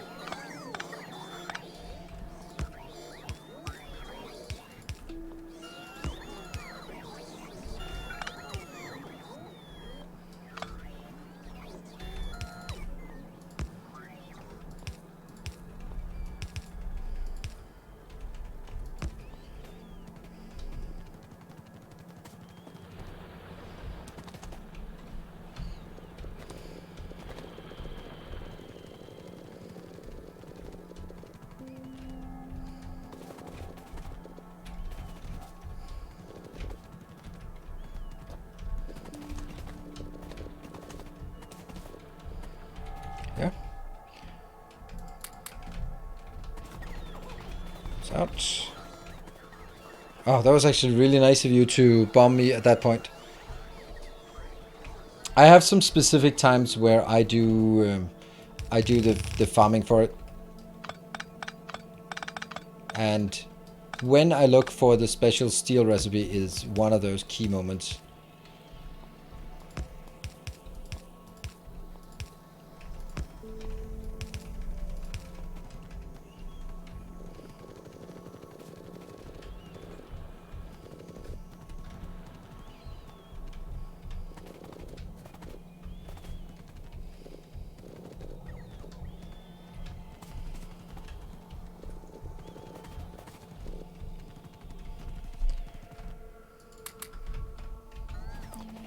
Got it.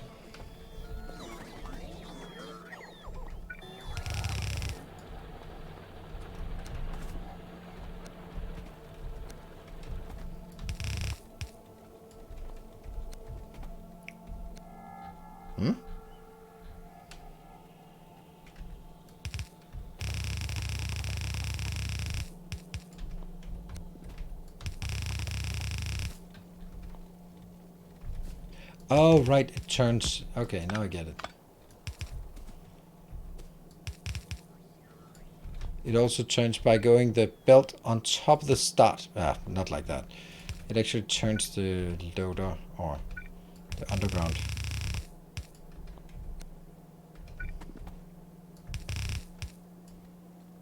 So now this one's turned.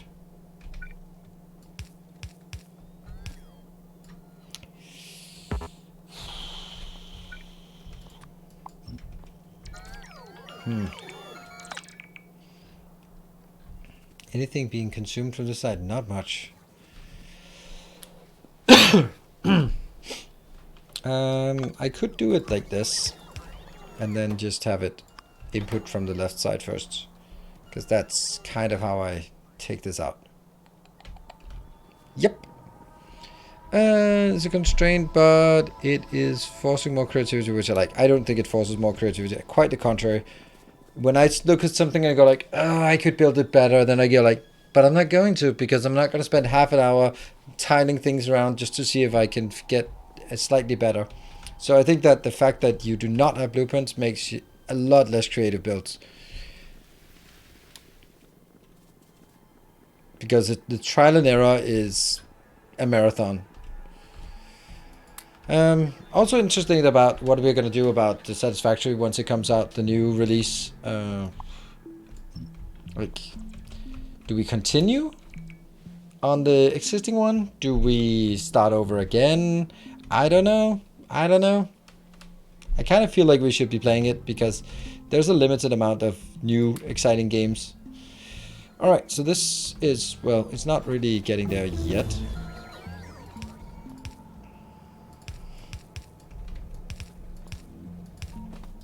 Hey, research.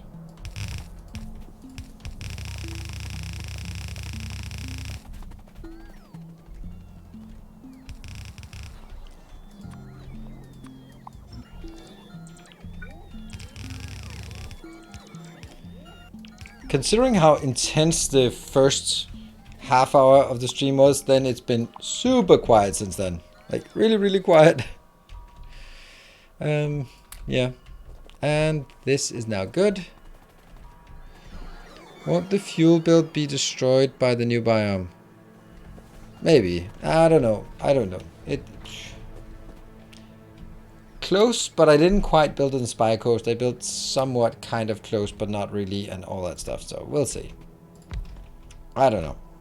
There's a certain appeal to playing a new game, and there's also a certain appeal to not starting over. But the thing is, if, for example, they have to make that change to be able to use multiple armor slots, and then that's something that's going to be benefiting us more as we progress than at the end game, I think. Like, kind of like, it's going to be so enjoyable to run around with Blade Runners and a parachute.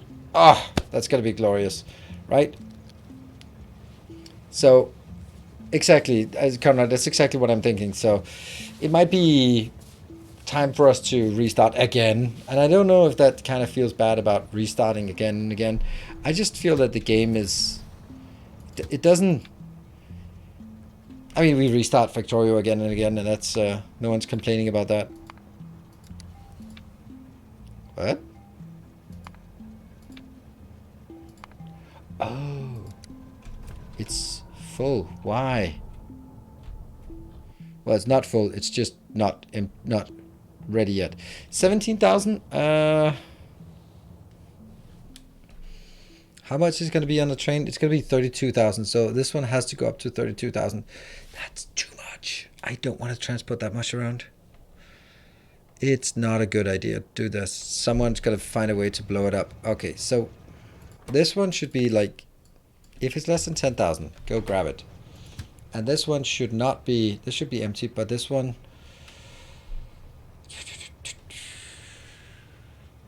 should not wait until cargo full. It could actually wait until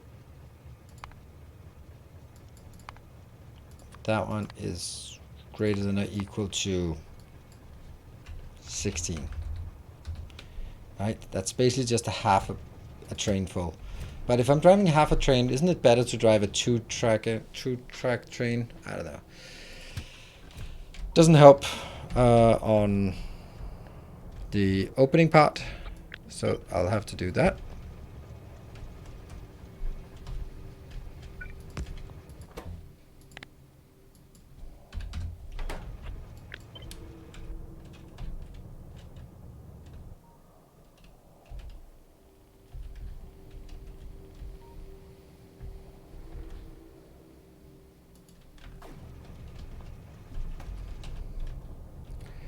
$20,000. Well, should be close to 20. It's 18. Well, just copy your starter hub so you skip the first phase or two.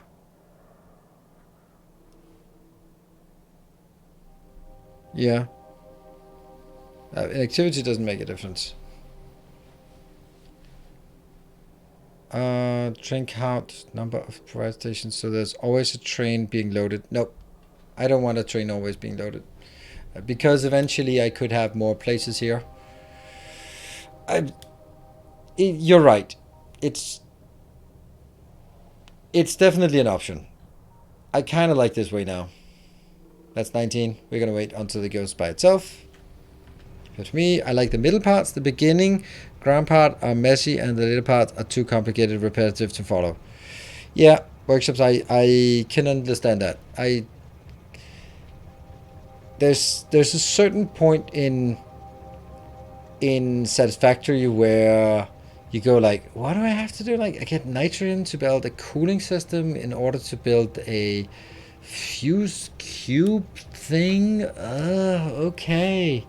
I guess I'll get started on that sequence then. And there are too many components, too many middle components. I think that the last video from Snoot is a really good one in the sense that it kind of highlights one of, there we go, off we go by ourselves. One of their issues was that they maybe just got sidetracked by what was cool to build, and it's cool to add more recipes and add nuclear pasta, and a spinny twirly reactor thing. Oh, that's so cool. Except that, how does that lead us to get to the game complete for faster? It doesn't really. Is it easier or worse? It's way worse because it's in Bob's Angels you have robots, so there's no problem, and you have proper trains, so you can build logistics, and so once you have that, it just gets a lot easier.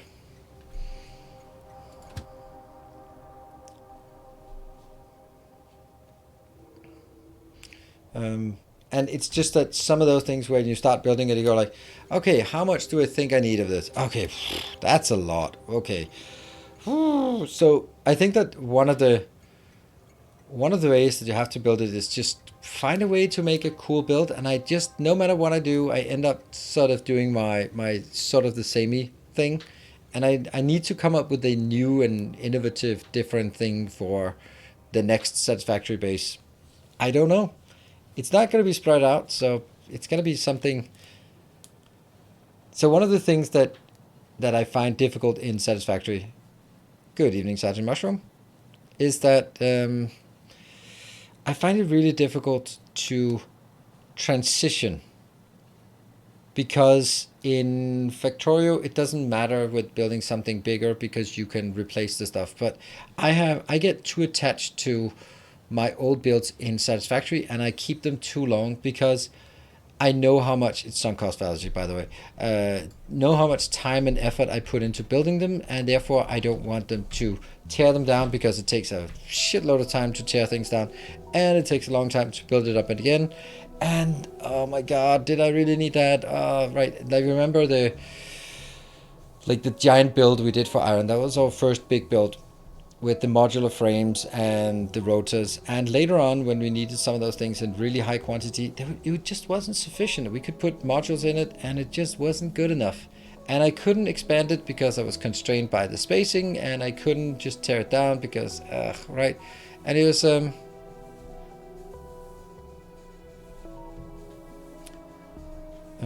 yeah. Well, that was about to happen. Who was that? The DSIM! Where you be at? There. They could be worse. Well, I get rid of some of the coal. That's my way of looking at it positive. Thank you very much, DSIM. And it is also okay. It is an event. On the damn missed again. Well, too good at dodging nukes. Just saying. All right, let's follow this. Now we have peace and quiet. Look at that. I dare go into my base because it's safe. And also, like, look at those subs, man. That's been, we've not had a spider spawn in, let me just, I don't even know when we had the last spawns of anything. That one, bomb detected, quickshield just, and that.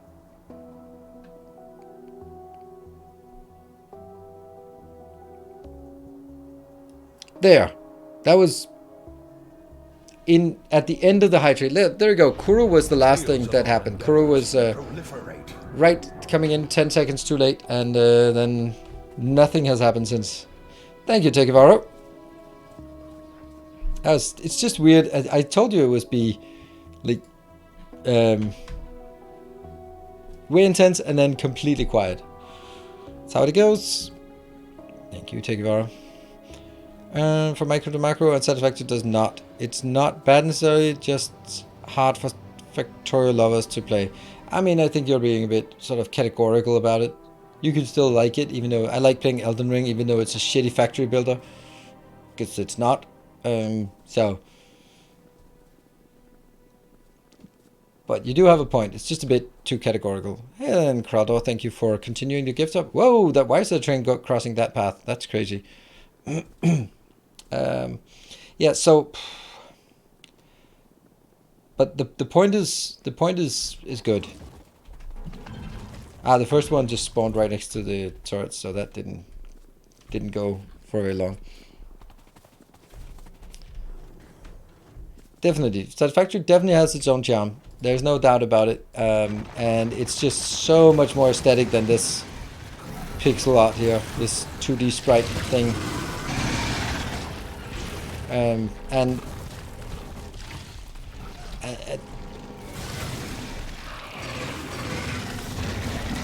Yeah, so, and it's what you need to work on. Okay, and was it Conrad who asked the question about about sort of a more aesthetic build? The problem with the more aesthetic builds is that they are fun to do for a bit, and then they get super grindy, because then it's like, okay, well now I just have to. Also, Total Eclipse does it way better, and it's glorious to see that. But also, like, then he spent, I don't know, 2 hours on an overpass, and then go like, yeah, but what about the rest of the base? And that's the problem, because you're not gonna have that tenacity to build like that for the entire rest of the base. And my MO is more effectiveness than it is aesthetic, so.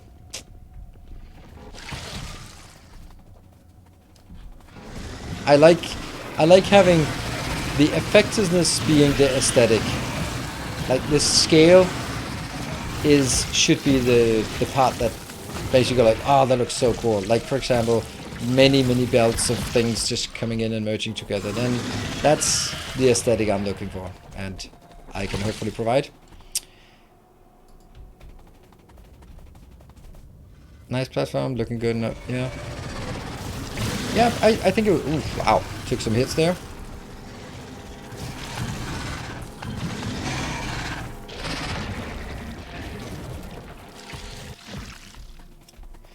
Well, now I'm just taking out the biters to see.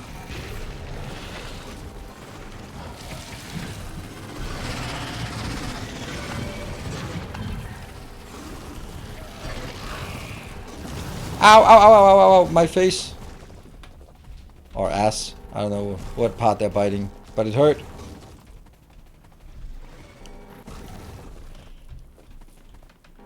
Attempting the authentication save. I maybe.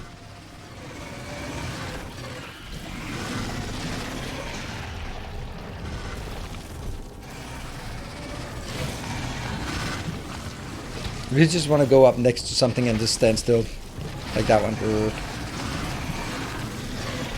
Ow! Ow! Ow! Ow! Ow! Ow! Ow! Ow! Ow! Ow! Ow!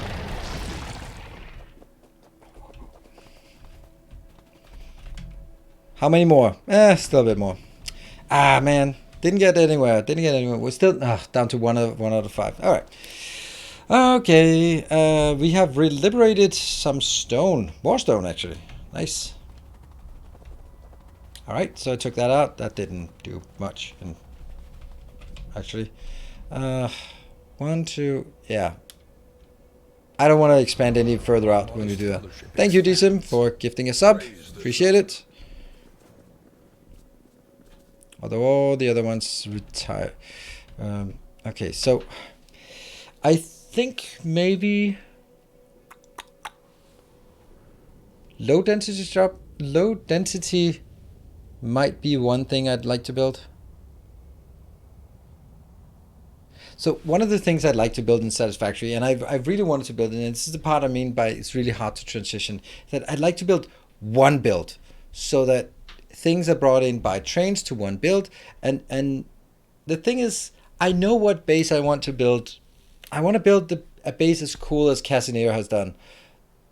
But he was using fly mods and working 12 hours a day and that kind of thing on making something that was super awesome. But the part I really liked about it was how well planned out it was in terms of sort of that's how big it was. But that's one of the things that only work once you've unlocked everything. So you kind of sort of rush to unlock everything and then you can build the base. And I kind of feel that you rush through the game to play the end game. It's kind of power leveling a character to do raiding, and it's kind of not really how I enjoy the game. But by the time I've sort of built the whole base, then I'm going to be more likely to start over because, well, that's the part I enjoy the most. And just building new, bigger bases, I don't know, it just doesn't have that appeal to me. Oh, shoot. Break time. Okay, so we're going to do a break time because there was no... I was kind of holding off to see if there would be a train, but there was not. So it is good time to take a short break here. And this is also relatively safe. Anyone gets some good ideas there. You played quite a bit without mods. Would you consider at least some quality of life like fly mods? No. No. Don't think so. Hello, Mark. Good evening. Actual fighting biters? Yes, we had to push them back. I've actually been doing that twice. Okay, short break. Then we'll be back in 2 minutes. See you in a bit.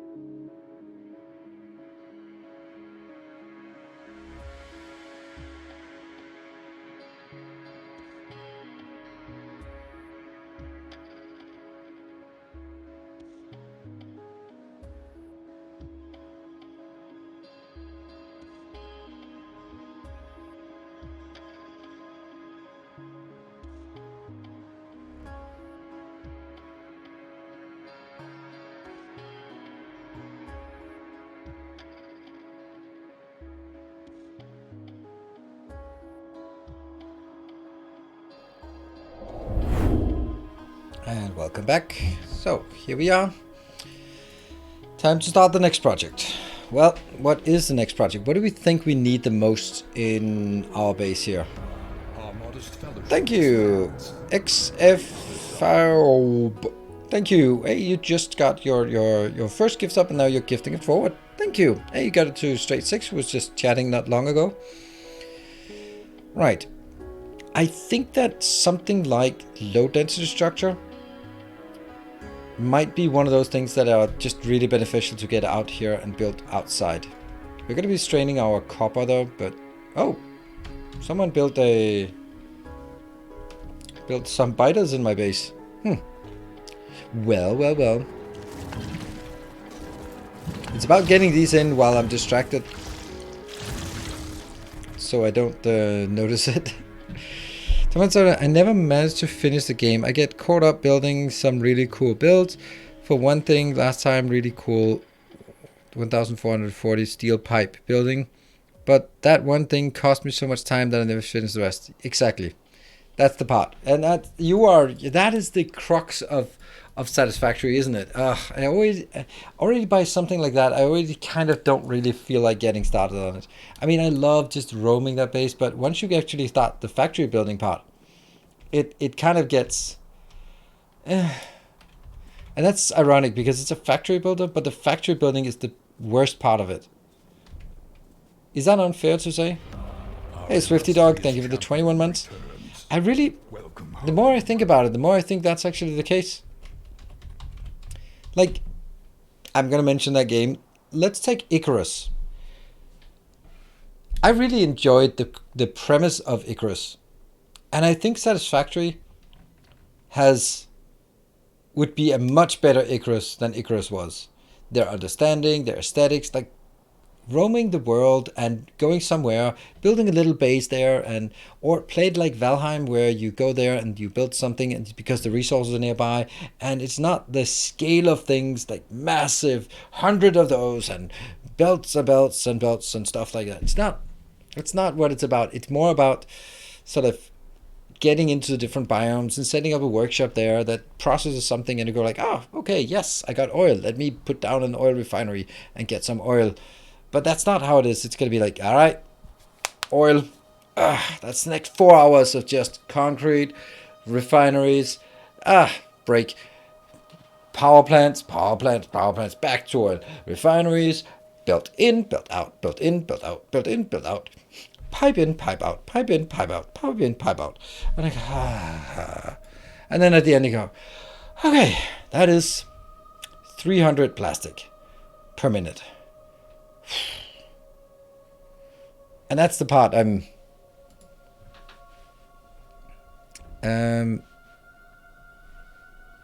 that's the part where I'm getting stranded on that, because if it played like Icarus, I think it would actually be a lot more fun. I really liked the concept of Icarus. I just absolutely hated how they implemented it. Every single decision they made was just bad. Yeah, it was. Hold on. This is exactly what I want. I want double copper. Huh. Every time they had an opportunity to make a decision, they just chose the wrong thing to do. For Icarus. Yeah. What was Icarus game again? It was the you land on a planet, and then it's a survival game, and you build a little house and stuff like that, and you explore and do some missions, and then the idea, the sort of the loop is that you go back up to orbit, and then you can take some of your resources and buy something, so that the next time down on the planet it gets a bit easier, you get some better equipment and that kind of thing. So it kind of has some roguelike elements to a base builder survival game. Really interesting concept. But they just everything they could do wrong, they managed to completely fuck up in terms of mechanics and gameplay, and they went all in or doubled down on things that were just wrong. But maybe, just maybe, it's also a matter of me not liking the genre, because I can see that Planet Crafter, for example, which I just didn't like. I just didn't like it. Kibbet seemed to like it. And it seems to be somewhat popular, so it just doesn't, I found it too grindy. You like Valheim? Yes! But there are some things that sort of conspire to make a game good despite everything else. Like, Icarus is a good game, but they made decisions that just piss me off. It's not even like I just don't really like it. No, it pisses me off, the decisions they made. And then there are other things where it's kind of the same game, but the decisions are going to be like, oh, that's cool. Like the way in Valheim that it's not like you have to eat or you're dead. It's like, hey, if you don't eat, it's not like you drop dead every 15 minutes for not eating. But hey, if you want a good buff, you eat something. So it's a carrot instead of a stick. Instead of going like, oh, I'm dead, I didn't eat for 15 minutes. What the hell kind of person dies for 15 minutes? But instead it's like, you want a nice buff? Yeah, eat some food. Make some delicious food and eat it. It's so much better motivation. Right? And it's those kind of decisions that it's the same gameplay. In order to play the game, you have to eat food, and you have to craft food in order to eat it, and there are better food than that. Okay, it's exactly the same mechanic. But Icarus does that, or you die. And Valheim does, you want a cool buff? Eat some food. And it's those kind of those kind of decisions that, despite it being sort of, but how do you like one and not the other? Like, even when I saw Valheim first, I was like, nah, I'm not gonna play it. I don't like the graphics. But then you look at it, and somehow that weird pixelation that I'm usually not a fan of just works so well, because like looking through a forest, it just looks so natural, and the lighting is absolutely fantastic, despite the fact that it's super pixelated. And somehow everything looks so much more real, despite the pixelation, than it does in Icarus, where it just looks like high resolution generic assets. Like, I played a tree, bush, bush, bush, bush, tree, bush, tree, tree, bush, stone. There you go. That's the landscape. But in Valheim, it's like rolling hills, and you can see the fog. The light is sort of everything is just even though it's still pixelated, then it still looks. And so again, it's the same choice. Like, there's something wrong with the aesthetic, but one makes it charming, the other one makes it bland and generic. And those are it's those kind of things that can sort of make me like a game that I shouldn't like, or make me not like a game that I should like, sort of on paper. Also, this Terraformers, for example, that I played last week, and also had a few episodes on YouTube. It just kind of worked. The fact that it's a roguelike just kind of worked for me. It was really weird how it just clicked. I liked it. We're gonna need a... Yeah, that's not upgraded. We want one with beacons. Space science. Load and structure. That's the one.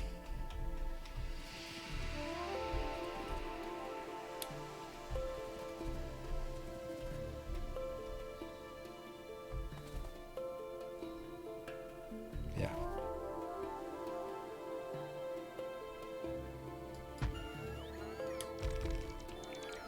One, two, three, four, five, six. Yeah. Minecraft, you can count the pixels in the texture, but awesome game. Yeah, but I that's one that I just not gonna get there. Yeah. It was really nice and relaxing to play. Exactly, it was really nice and relaxing to play. Also, I played a lot of Dune Spice Wars, and I know it's a bit late because everyone and their YouTuber friends have already been making top 10 things you didn't know, and top 5 strategies, and top beginner hits videos. They're not necessarily very good, but some of them are really good, and most of them, like, this is the thing, like, the premise of top 5 beginner tricks is really a presumptuous thing when a game has been out for 1 day. Like, you're a fucking beginner too. You cannot have 1,000 hours of experience in this, let alone 5,000 hours of experience. You have 24 hours experience, and you're teaching people like you are the master, the virtuoso, and it rubs me the wrong way.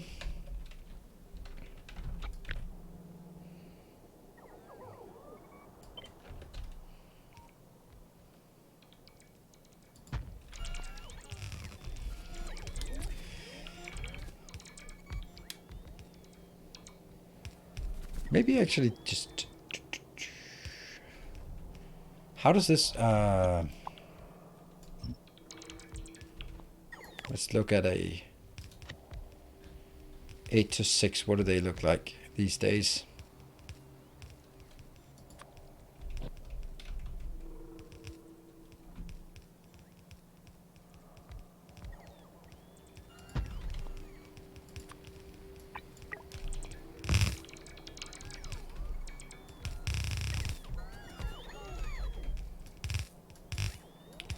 So, Dune Spice Wars.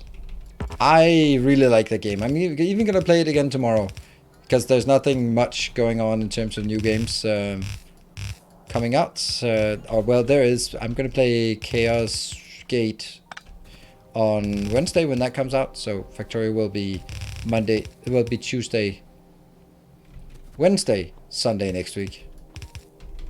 Check my schedule. Not here, but on Discord. But Dune Spice Wars is really enjoyable for the simple fact that even though you are winning or losing, it's still a fun game. It still has intensity and decision making, and that's actually something I really enjoy. You have agency. I think that's the right best way to say it. It feels like you have agency. You make choices all the time, and you feel that the choices are impactful, and they can help you get. Huh? This is not working. What the hell am I doing? I'm gonna get 2 in here, 2 in there. How are we getting that out?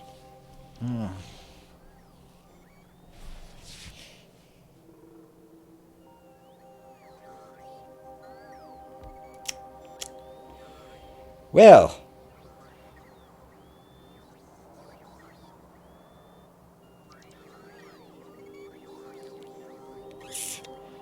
Robots? I mean, the quantity is going to be really, really low anyway.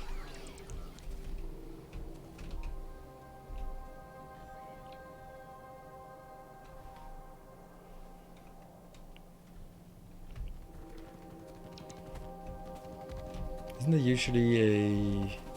Oh, this is... No, how much is this? In block station? No, I'm not going to have it on station. I just don't know if I need it. Do I mind getting this on robots? I do expect to use some robots. I can't put everything on a train.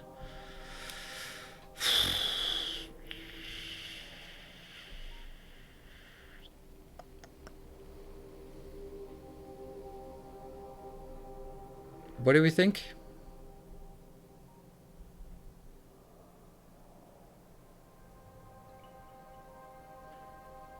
It's just a meme. It's not a meme. I mean, I'm serious.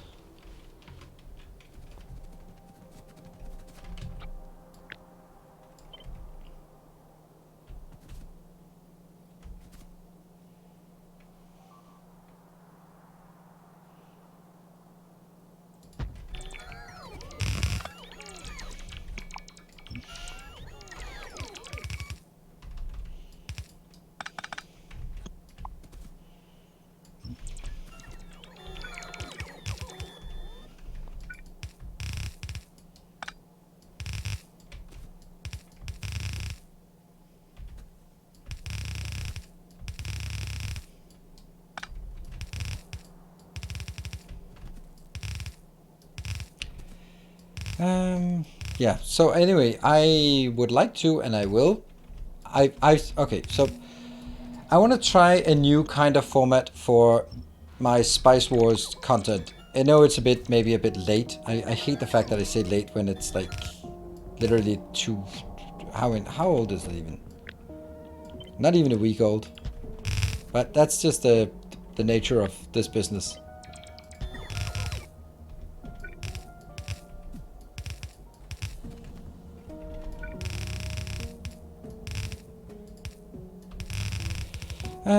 Anyway, so what I'm going to try, or what I'm already started work on, is basically I was looking at it from sort of the terraformer's perspective, and I go like, okay, one game is about 4 hours. It's the same for Dune Spice Wars. One game, 4 hours.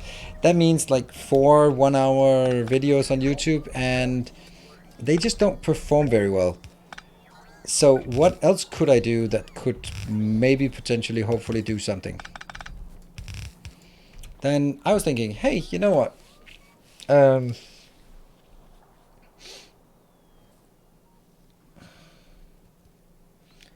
What if I could take 4 hours of gameplay and cut it down to like a 1 hour and a bit?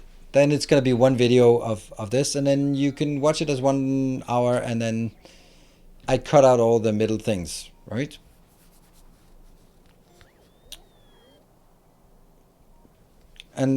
But the thing is, that means I have to first, and this is what I did, first sit for 4 hours to record everything, then sit for 4 hours and watching the whole thing while cutting out everything that wasn't necessary.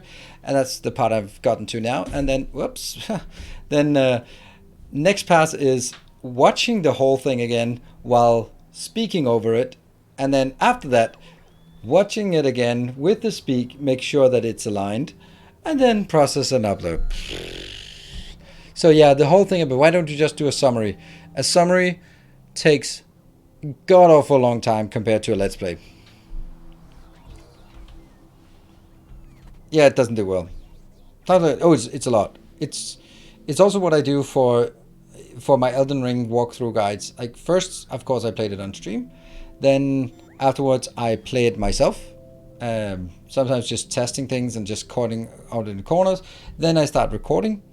And then I just do recordings of segments. And if the segment doesn't go well or don't play well, then I scrap it and start over from that segment.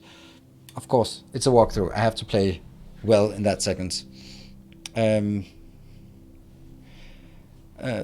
I record those segments and then I put them back together and then sort of cut out the in-betweens and the outs and all that stuff. And then I watch it.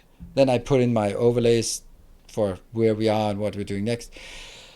And then I record over it and then align it again. And that takes a long time. And then I upload it to YouTube and see that it gets 2,000 views. And know that I spent like 10 hours on one of those videos. And you're like, oh, yep, that's how it is.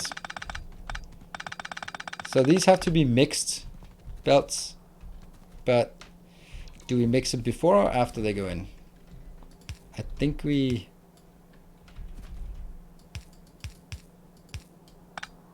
Something like this. Let's do that. Is 1 hour too long for YouTube? No, that's not. It's not too long, but it's. The thing is, it's not going to be more profitable than a shorter video. So you just gotta ask yourself if you want to put in the effort into a 1 hour video, and it's not going to be getting more views or anything than a 10-minute video, and so it's just more work for. Same, but if it's the right length, it's the right length. You get more watch time on it, and YouTube like more watch time. So generally,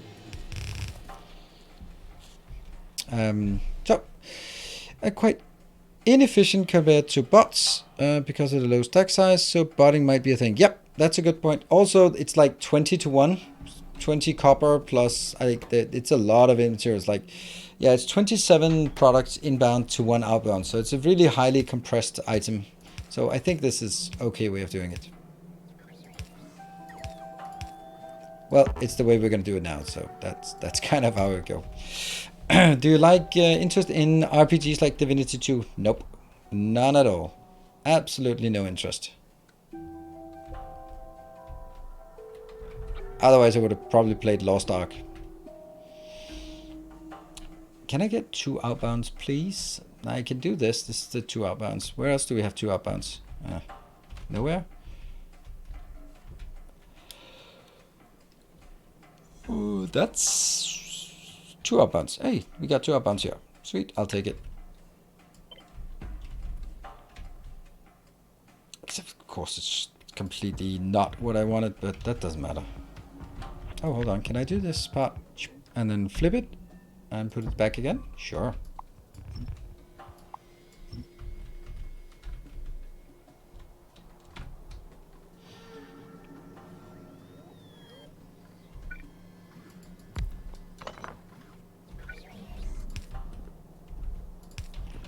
And what was the other question? Yeah. Have you considered making a live LP? What does that mean? Where you just hit record during important parts and play through unimportant without recording here on Twitch? Definitely not on Twitch. It is an absolutely god-awful thing to do. And I hate people doing that. Well, I don't hate them personally for doing it, but I think it's lazy and it's very bad content. And the person who does this the most is Lionheart. And there's also the part about you can do things that are bad if you already have an audience because they're kind of used to it. But imagine this where I'm like sitting here and talking and go like, shut up guys. I'm going to be like, welcome to YouTube, blah, blah, blah, blah, blah. And then I'm going to sit here and talking for half an hour, not reacting, not responding. and then I can spend 5 minutes talking to chat, and then I'll do another recording. Like, that is such. I know the point is like, hey, you can get twice the content for that, but honestly, it's my job. If I was having another job and I had to do this in the evening, sure, I might have to cut some corners, but I would rather spend my time on re-recording the same thing than I would do trying to sort of rehash the same thing and try to feed it to you and call it new and fresh.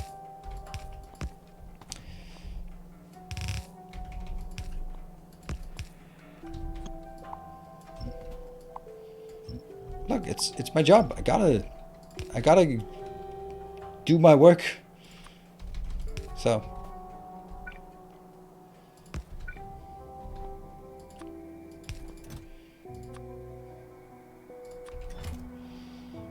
like that. Yeah, I think this is good.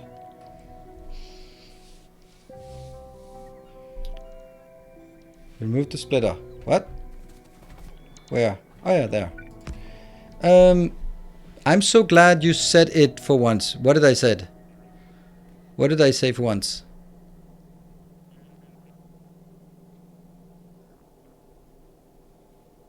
Would it be better to have 8 30-minute episodes? It's an interesting thing, right?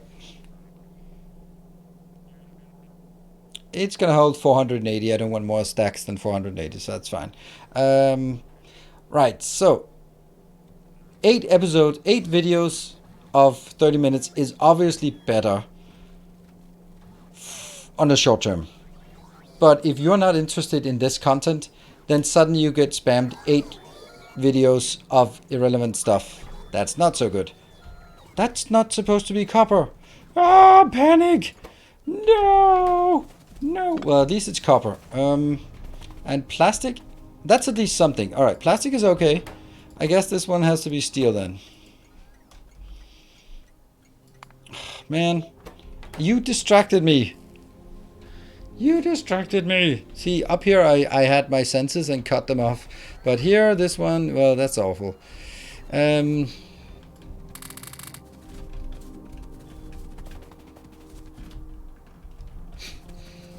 what I can do.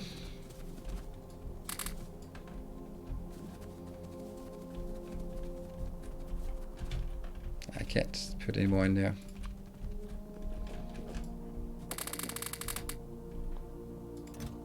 Especially that one is good.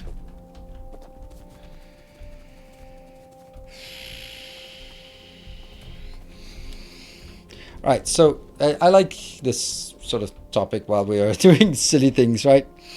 Copper!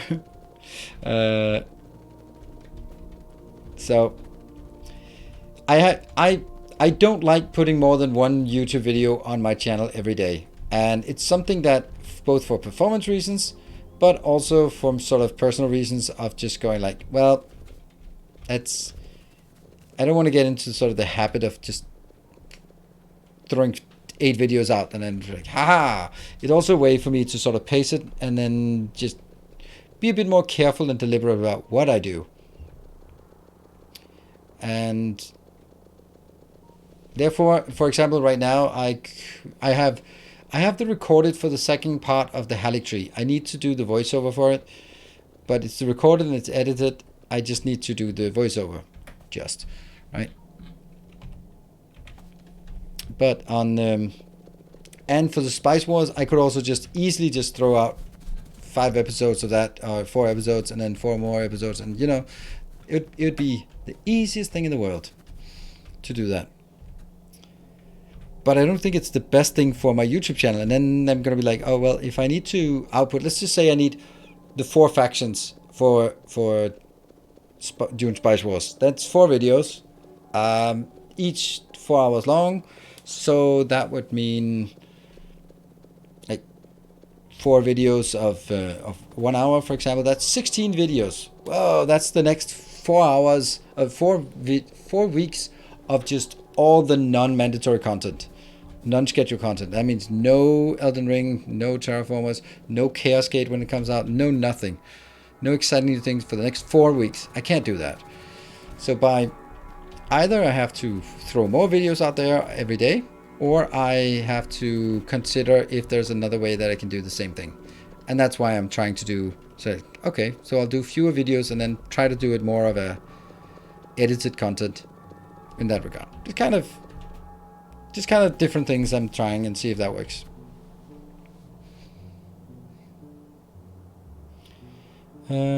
You do the Blue Planet quest. Yeah, I don't know. I like it, but I don't know. I don't know.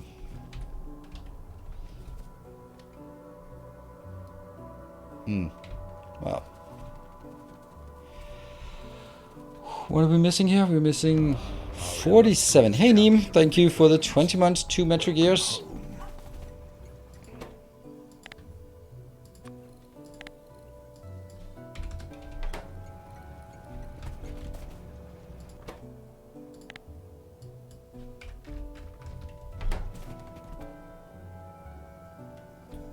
Exactly 10. Alright, I guess we can take this in. Oops, not this.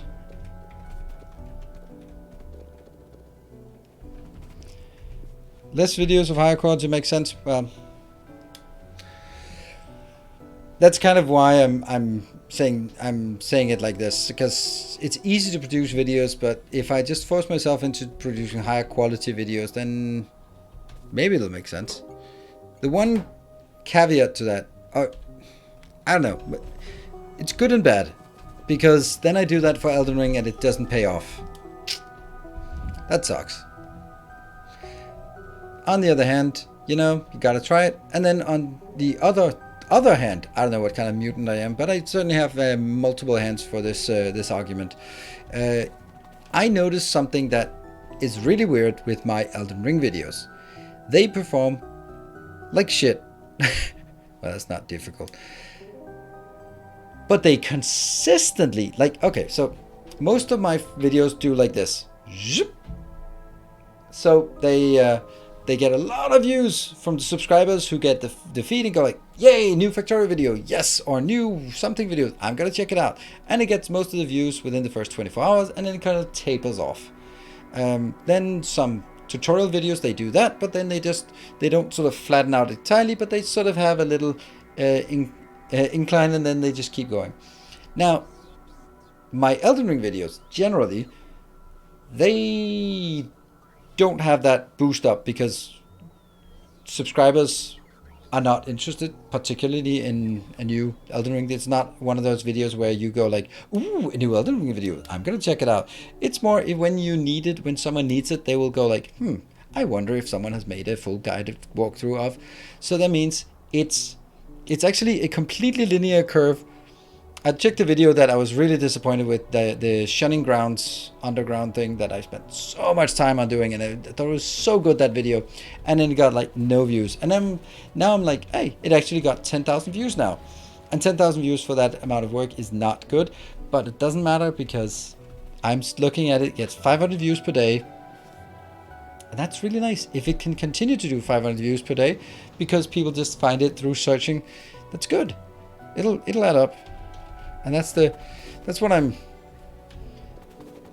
and that's because it's a different kind of video to what I'm usually doing. And I think that's interesting because ultimately that means if I look at the previous couple of months, my best videos are actually my Elden Ring videos by a long shot. And I think that's interesting. All right, get those in there. Ta-da! Okay, we'll make 2 of those, okay? So this is what happens when you do a non-balancer view.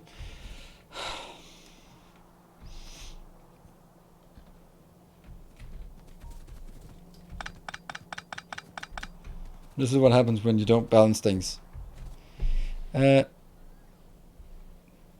Views by views. If I look at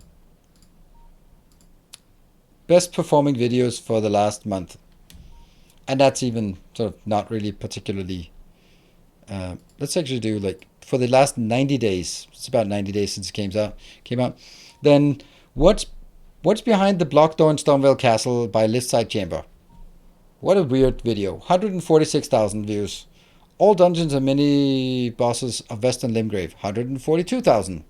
Every secret of Rhea Lucaria. 126,000. Like, that's pretty good number of views on YouTube. And those are, like, that's my top 3. Top 4. Top 4 is also in all dungeons. And number 5 is a Factorio video. Is also, so top 5 of my last 90 days are all Elden Ring videos. I think that's pretty good. The best non-Elden Ring video is the perfect start to a new game, Dyson Sphere program, Let's Play, and then it's main boss. Isn't that ironic? Like, my main boss, order your base with main boss, it's an ancient video, but it still just performs. Every day, 750 people watch it. That's good. 663,000 views. That's probably a good idea that I decided to do those masterclasses back in the day. Probably my single best content creator decision. Sort of content wise, right?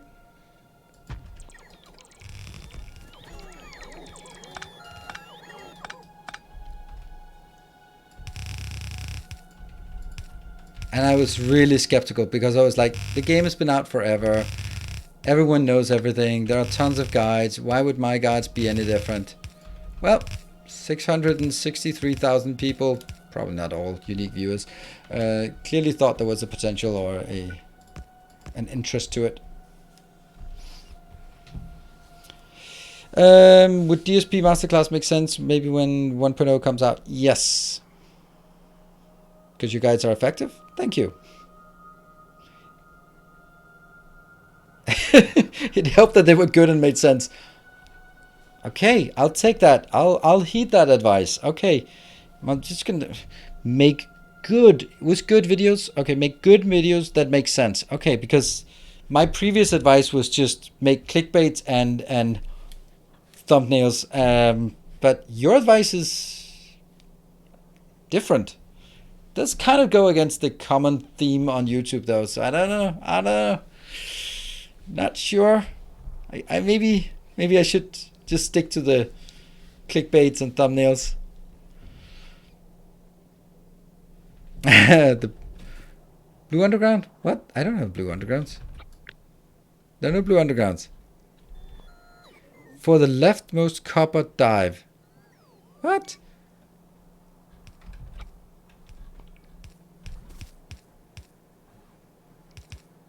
Huh?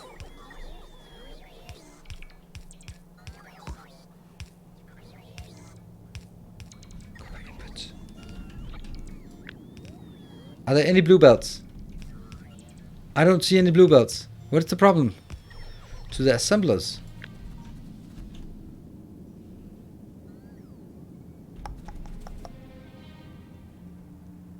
What's the problem? You need blue. I need blue? Oh, these ones. Ah, there. Why didn't you say that? Why didn't you just say that? Ah.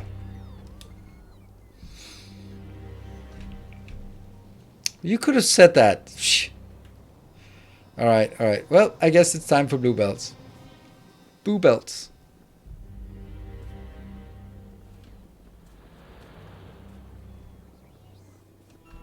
I need a better iron build as well.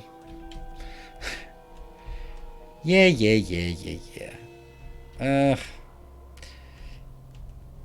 I really want to get out here and kill this one. It's this one. Okay, I could suffice with this one. 1, 2, 3.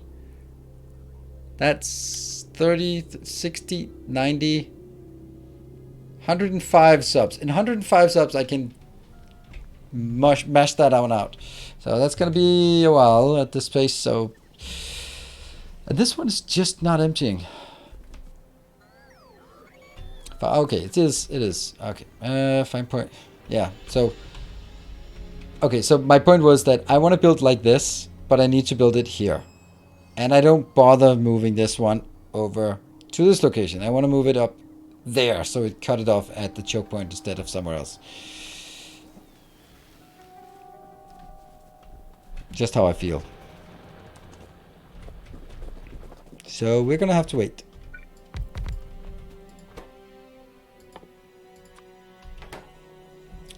No. Oh no, I know what I'm missing. Still not that one. Well, that's all good and stuff, except it's not.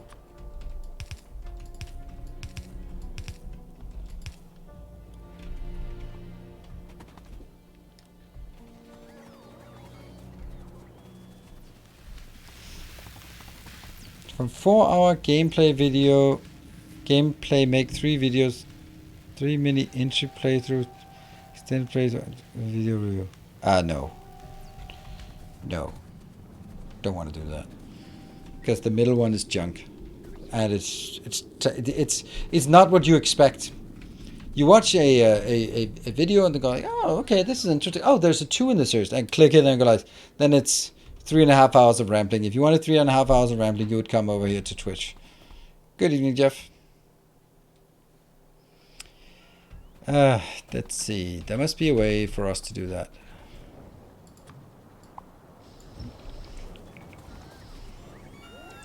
Somewhere here.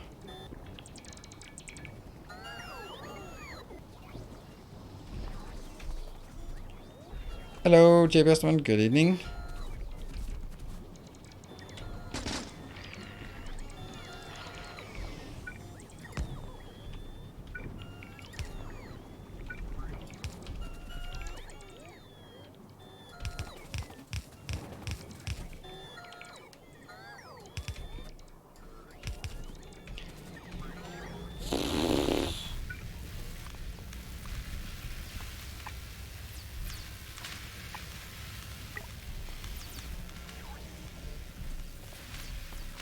How the do I get through this?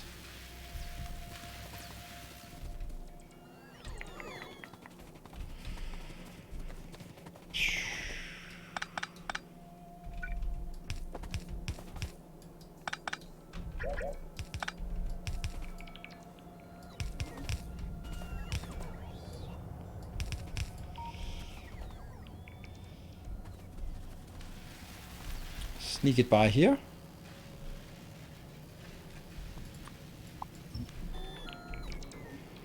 I hate it. I hate it already.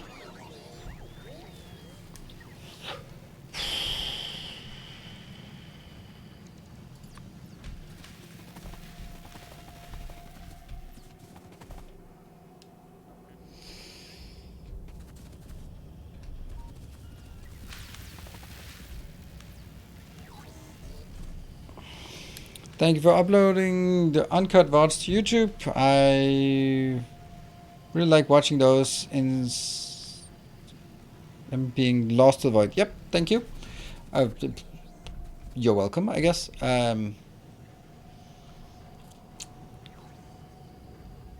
It is actually there is an ulterior motive to it.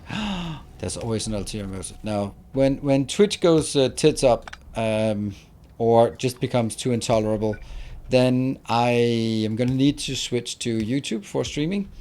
And it's nice to have a channel already established to stream from that has enough subscribers that it's monetized and it's in good standing and all that stuff, so that Milos TV will be my live streaming channel.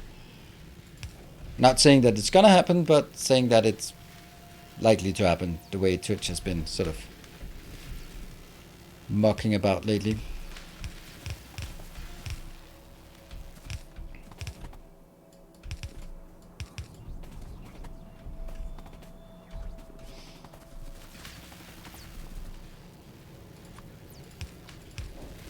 It's all about just being prepared for things that are a risk to your business.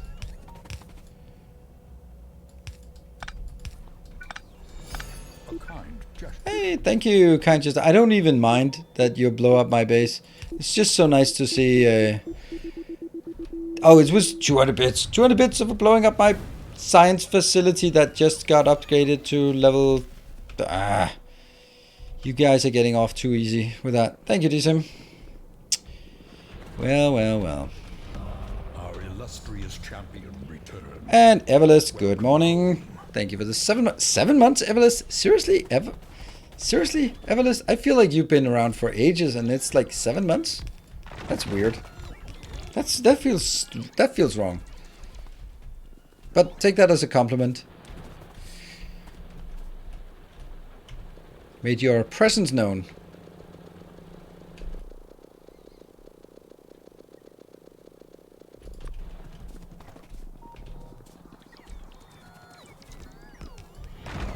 Hey, Sam Webb, thank you for the 25 months. Do you have space exploration playthrough somewhere? Nope.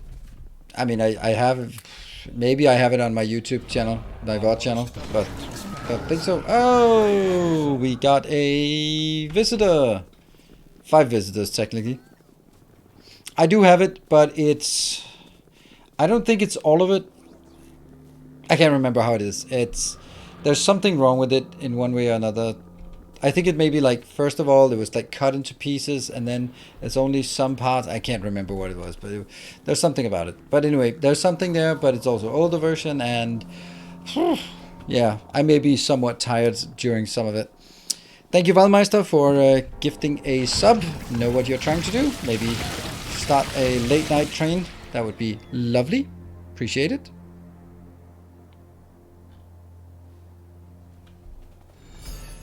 And take it borrowed. Thank you for the 200 bits. And that triggers a train. Let's see if we can get another level 1 or 2 train here. That one's already done. Hey, Loki Avenger, thank you for the 5 gift subs.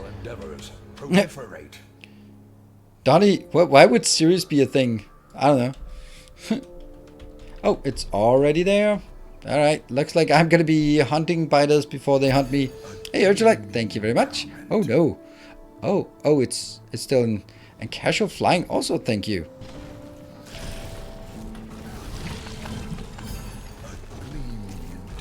Roaming.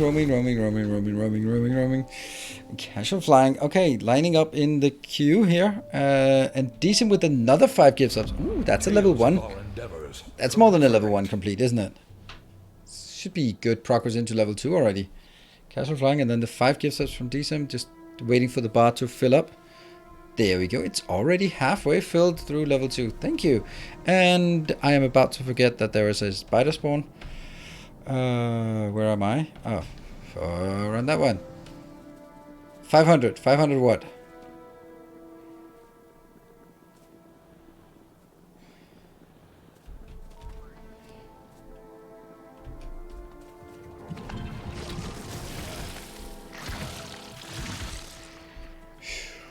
Is spawning of biters random or triggered by something? It is triggered by every, you can see here, subs onto next chunk, 5. So when there's next 5 subscribers or gift subs, then it will trigger a more space out here to be available. And it'll also spawn 5 biter nests randomly in my base. That's also pretty cool. Oh, like that. See. More shall enter the fray. First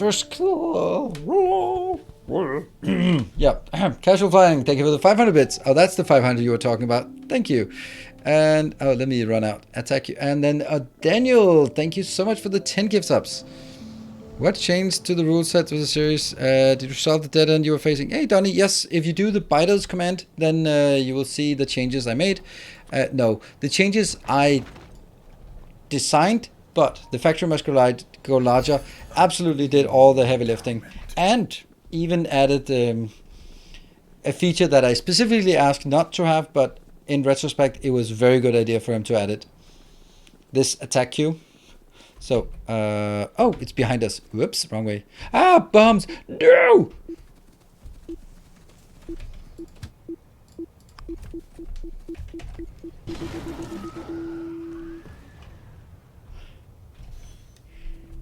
Okay, it wasn't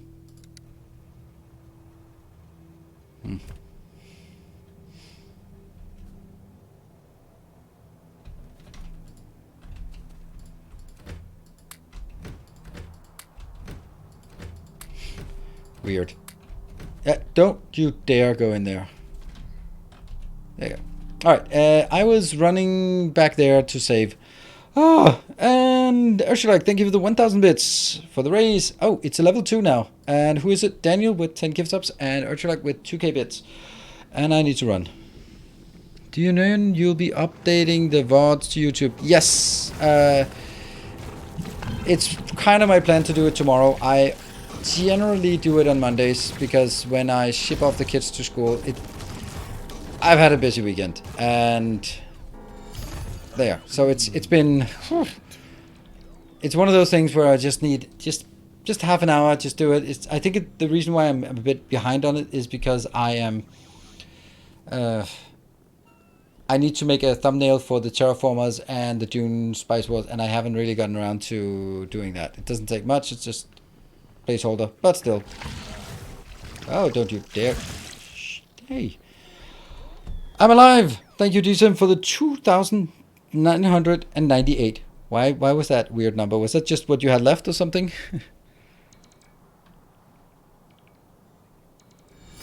A kind gesture. Thanks for clarifying, and of course, thank you for the hardworking back office. Yeah, I mean, it's not hardworking. It needs to be done. I'll see if I can get it done tomorrow. No, I will get it done tomorrow. I just don't want to promise getting it done today because that's kind of not happening. Something is not working. Oh, this one was cut off, right? Yeah, this was shut down, so this is good. I'll change the name to Ghost so we don't request anything more. And that is intended. This is what I want to just take out. We have retired this part. That means we're also not getting any yellow signs because our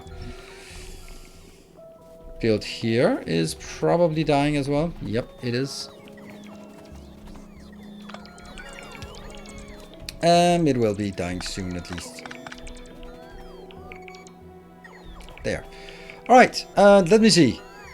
DSIM, 3k bits. Daniel, 10 gift subs. We are at level 2. I thought we had so much activity and then it's still only a level 2. I thought we would be way higher up. How is this? This is still outputting a tiny bit.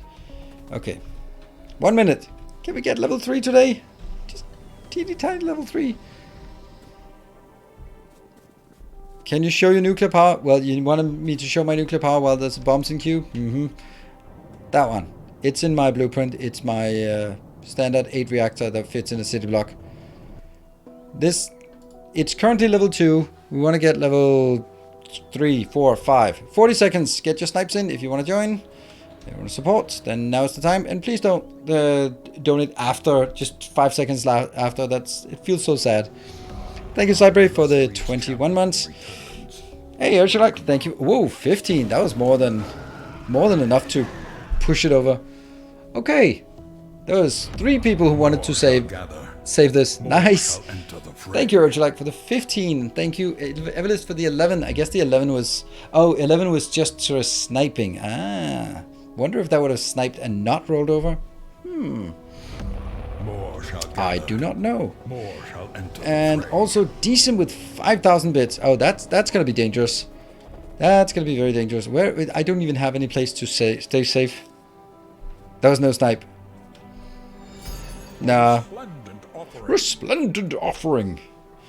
Thank you, DSIM. Certainly putting yourself in the lead there. Why does it say 3k bits for me? It should be updated soon. And Daniel also hey, Daniel, your first time chat is a 1,000 bit donation. How about that for a first time chat?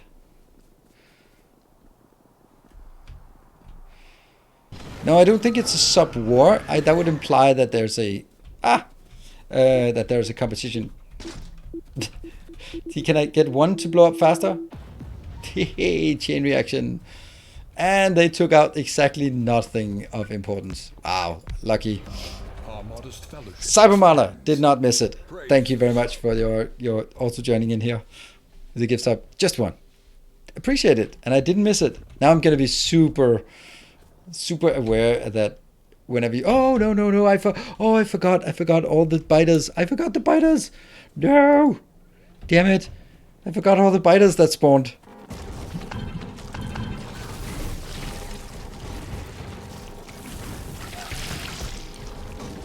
We're gonna get some better plastic soon. Ow, ow, ow, ow, ow. Don't stand in crap.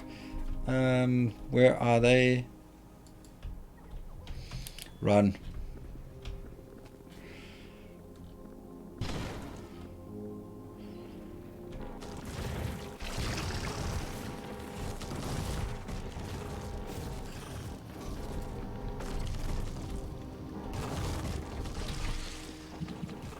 Shoop, shoop, shoop, shoop. Alright, more nest. And more. Oh, they're back in my base. No. Okay, the other one I can ignore. We need more sentries. Yeah, we will get sentries at some point. Right now, it's not a problem. It's so rare that it's a problem that I'm gonna be allowing this in a sense that if it'll be a bit of panic for just a bit here.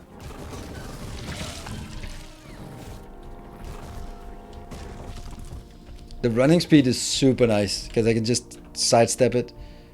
That's all the way out there. Alright, that's gonna be a good run. And then 4 seconds more for the next. Maybe turrets? Yeah, definitely turrets. Where's that one? That's good. Okay.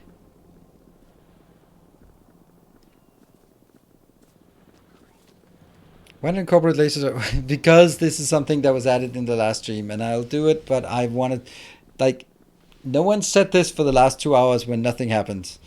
It's why didn't you buy insurance, volcano insurance? Because there are no volcanoes, all right? Well, there is now. Yeah, but you should remind me to buy volcano insurance before the volcano erupts, not after it erupts and go like, why didn't you buy volcano insurance?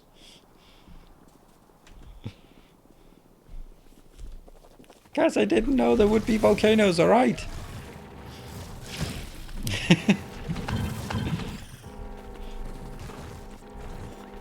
Yeah, I want to keep it like this because it's, if people are donating subs, then let there be some reward for it. A bit of panic here when that happens. That's the least I can do.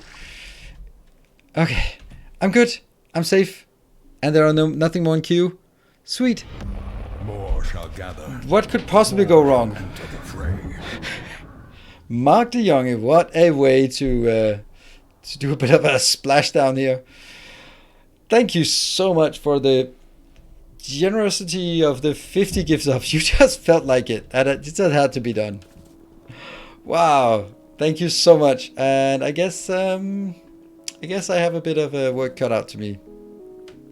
That was close. Close? We're close to what? Oh, Jeff wanna join in. Yeah.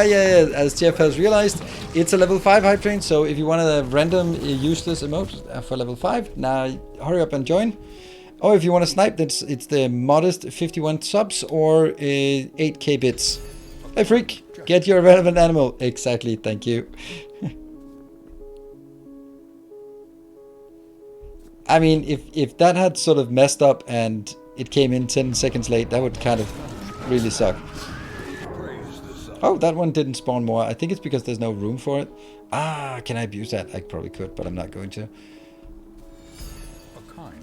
And Bestman and Osiris just sneaking into the train here. Final seconds. Thank you also for that. So 5 banners every minute. Yes.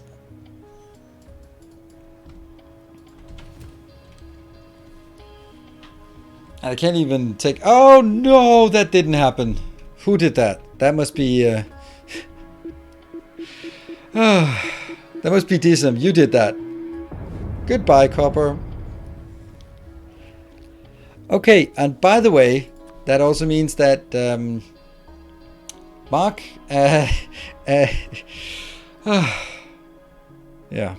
Mark and Disa, what do you want to have? You can choose anything. For example, remove pollution. It's really good. I hear that's a really good one. But it's level 5, so you get all you want. And I kind of know which one it's highly likely to be, but let's see. Stronger bombs are forever. So are moderators. Oh no, I'm not even getting this one back, so I don't have any signs. Oh no. New ore patch. Wow, are you sure? Okay, cool. I'm gonna have to go with bombs, obviously. Alright, one of each. Bombs, 60%. And new ore patch. Copper ore.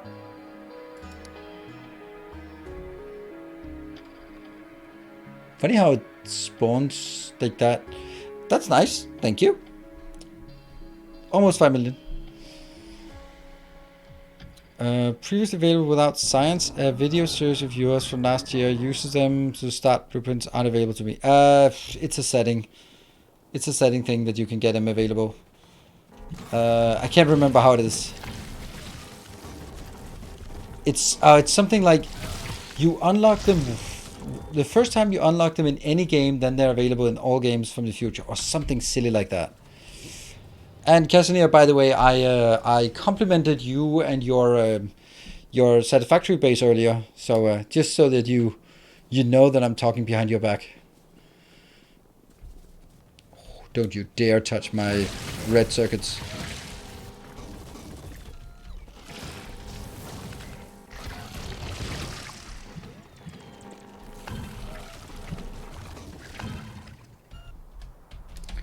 Okay, peace and quiet. Of some sort. I am going to request, yes, that, indeed. What else do we need? We need some greens. And what's the last thing we need? Some gears.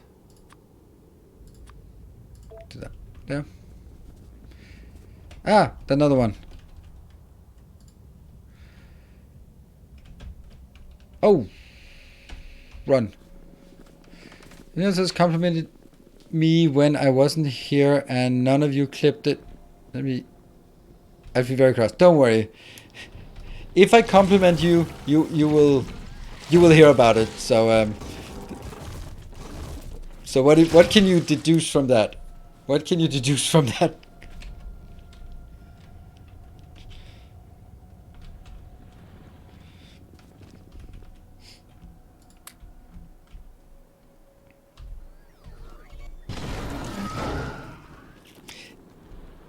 The thing is, this is, again, we've been talking, I've been falling back into my manager persona here. So I'm going to be stepping into those shoes again. So here's the thing. Why am I not complimenting Jeff S? It's obvious, isn't it? Because if I compliment him, his ego is going to get a boost. He will think more of himself. His self-esteem will grow. And then subsequently he will think that, rightfully, that he could get a better job somewhere else. Or, which means either he will leave or he will ask for a raise. So it's all about just keeping his self-esteem low. Make sure that he knows that he should be happy that I allow him to be a moderator in my community. And there wouldn't really be anywhere else for him. So he just got to be grateful. It's all about sort of... Yeah, it's all about that's how you manage people well, because yeah, these stats, I've heard people who not in so many words, but have basically said those. Oh, come on! DSM, you just ruined my copper, and now you're ruining it again.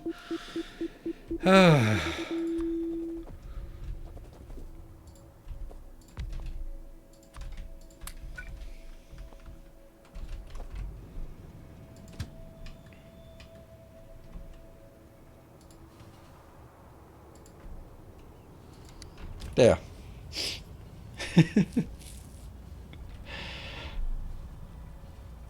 The dividends has been great. Yeah, did you unlock enough for moving the wall? Yes, absolutely, I did. Keep distracting. Feel the love. Yeah. Oh, did it just spawn in the... Okay, that's lucky. Look at that crater. 60% crater.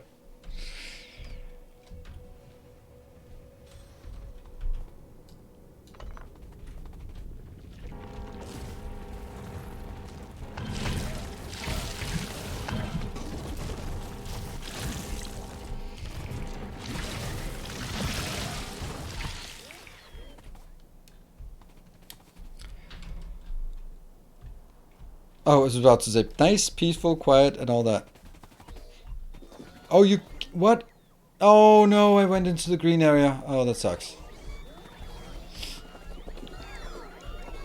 Go, go, go, go, go. I can build. I can build it. I have the technology. I can rebuild it. 16.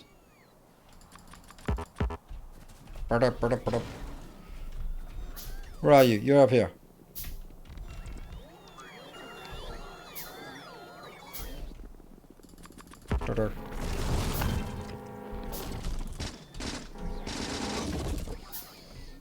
And then, oh no, that's a copper again.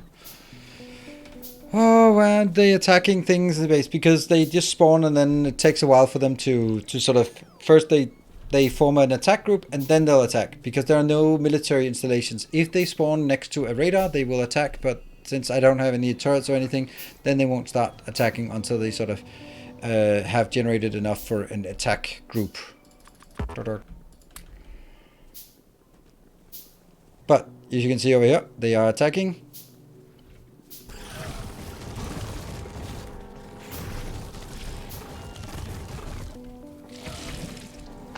But not a lot, but a bit. Oh, another one, 5 nests. Oh, it's all the way back.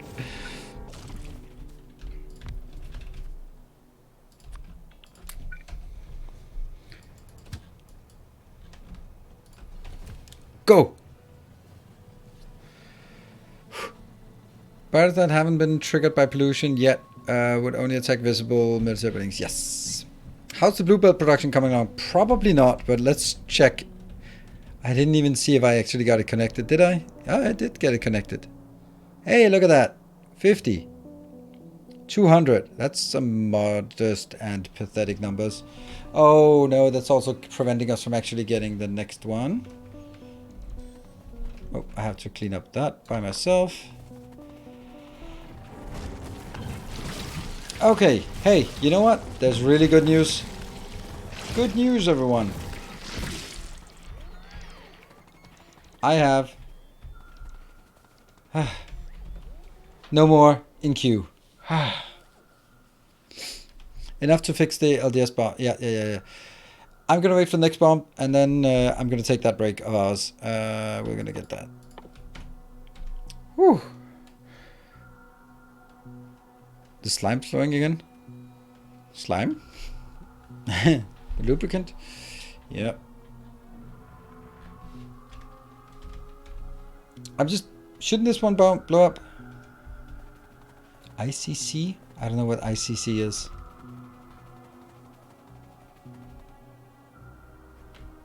Oh, okay. Wow, Ice Crunk Citadel. Ah, yes. Okay, that I don't think that's sort of an internationally acknowledged. Just, I think that someone will I'm sure, say other things that ICC is also, and I stayed away so that it wouldn't hit my iron, but that's exactly what it did.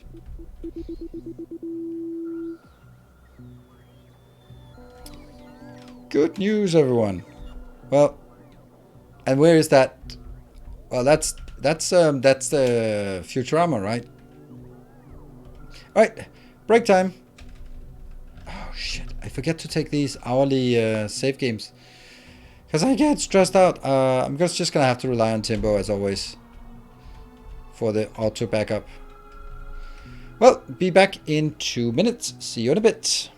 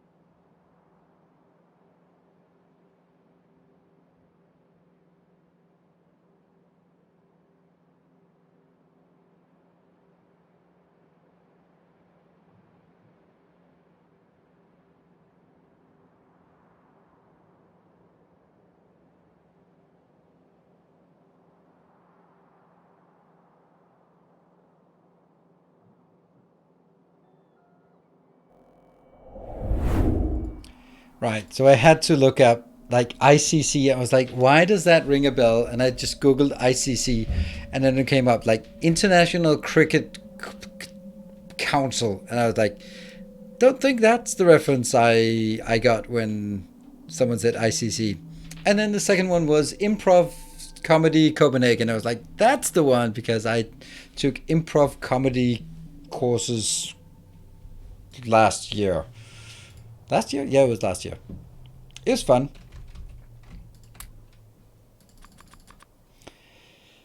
How many of those do we miss? Nope, none. Okay, so we don't need to do that anymore.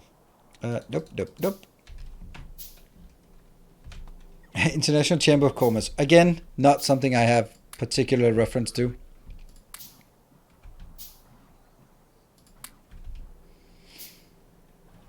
I considered that. Yeah, I know, but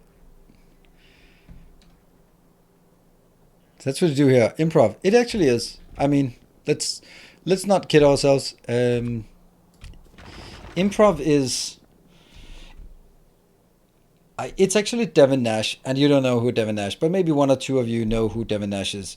He used to be kind of an influencer of influencers. I don't know if he's still around. Did some good talks about sort of streamer culture, that kind of thing. Don't know what he's doing now. But anyway, he was the one who said that improv theater was actually a really good thing, and I thought about it, and that actually that makes sense. Because basically, improv is. It just helps you go with a random idea and say yes to it. And I think that's it's a really cool thing, and it's something that, I mean, as a streamer, you're supposed to be talking, and you can talk about the game, but sometimes, like my tangents directly into the domains I know, oh, that's a good one. Juicy. Then they are also sort of me seeing something and then just thinking about, okay, how can I turn this into something? So I don't know, I would say that, oh, it helped and it was necessary or anything, but it certainly didn't hurt, and it was kind of fun. That's the main part of it. It was fun. Don't know if I would do it again.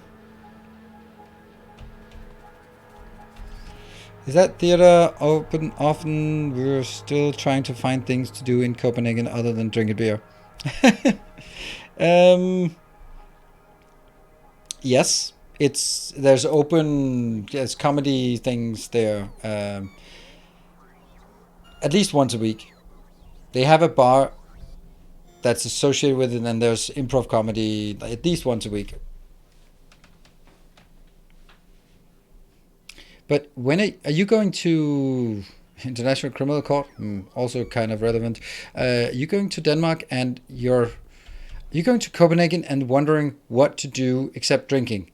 Now, for someone like you, I would imagine that one thing that you would do a lot in Denmark is drinking. There are tons of, I don't know, I don't know if I could say good breweries, but there are tons of breweries that pride themselves of being the bestest of the bestest. Right, let's see. Right, we have to fix the blue belts. Blue belts. I think we can actually do it like this. Not like that.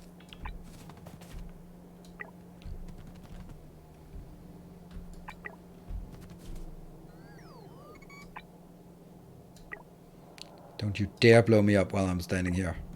Don't you dare. How can there be 8 of those missing? Seriously?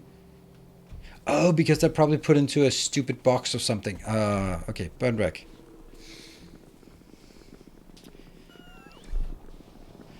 I was going there for Mikkeller Fest. I knew it. I mean, I didn't know there was Mikkeller Fest, but I was thinking Mikkeller has to be one of them. One of the places you want to go. That is the epitome of hipster culture in Copenhagen.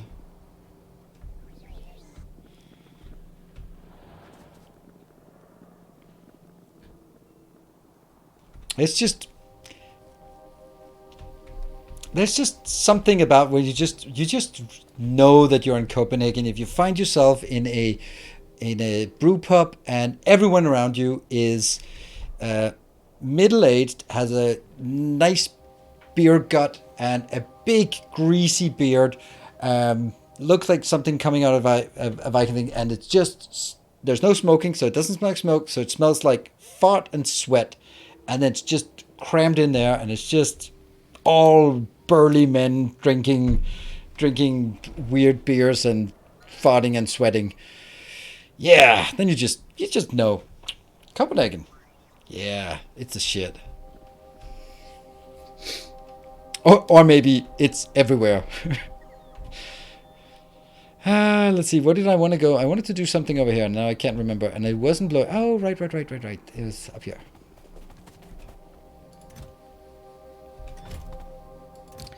But why you... Why?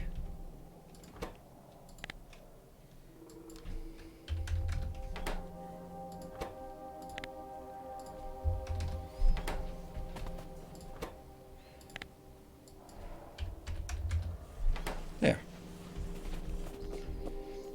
No women? Rarely in those places.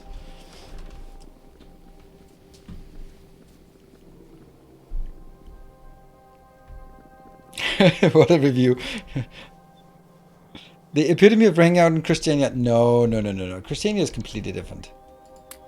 It's not the same type. Oh, and outside of the brew pub, there are bikes everywhere.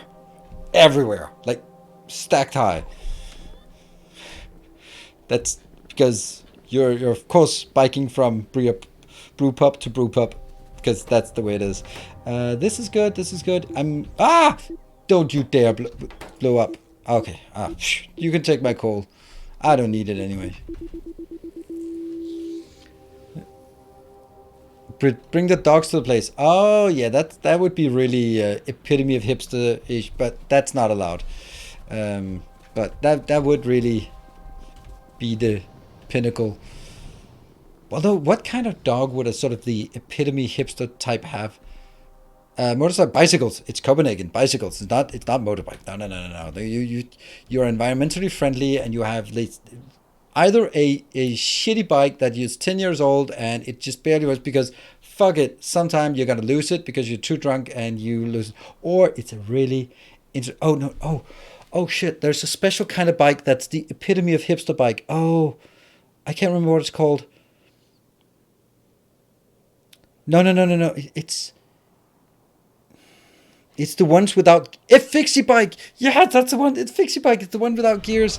Oh my god, that's the fixie... Oh my god. Why? Jeff, are you a... it's a fixie bike. Yeah. Oh my god.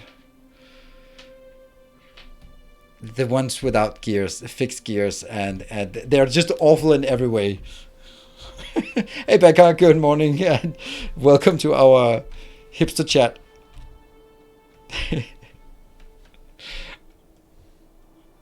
I mean, if I had to build a bike myself, it would obviously not have gears. It would probably not even have wheels, but it would definitely not have gears. Hey, plastic is definitely a thing. I think we're actually... Oil might be a problem.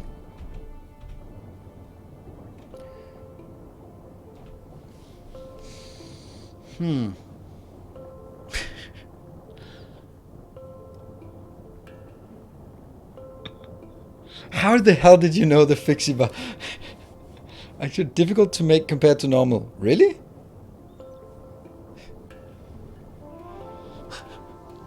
There is a one brew pub in Copenhagen, maybe that's for you, Krupelsben, called Ølbar. And they have a fixie bike inside over the entrance, and that's just, you just know that it's the call sign. It's the equivalent of the bat sign projecting. It's just projecting the fixie bike up to the skies of Copenhagen, and then everyone will go like, that's a hipster hideout. Right, how are we getting more oil? I find the lack of oil disturbing. Oh, well, let's expand out there. That would be so nice to do that.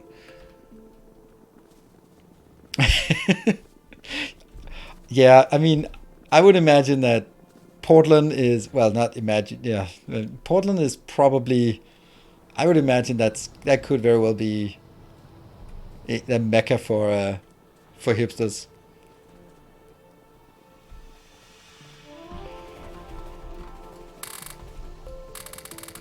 There we go.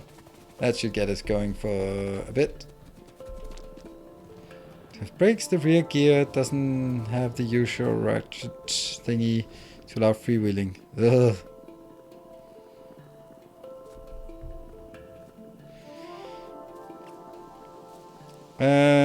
Is oil part of the new Opat's choice? Nope. First of all, it's not a choice, and I don't think it can spawn oil.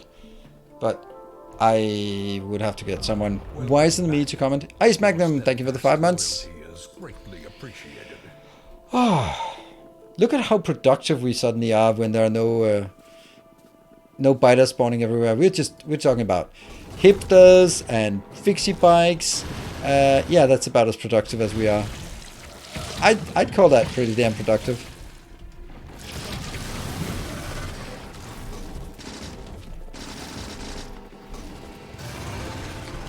Don't know where I'm going, but it's probably not a good place.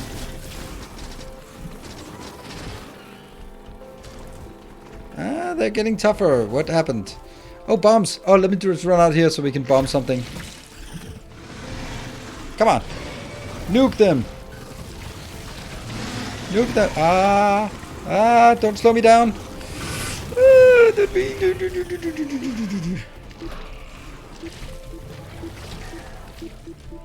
I can't even drag them closer, unfortunately. Too bad.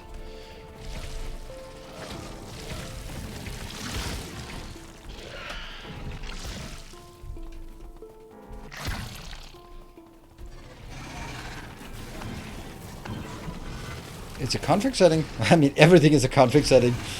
It's just... How do you... It's a config. Okay, never mind.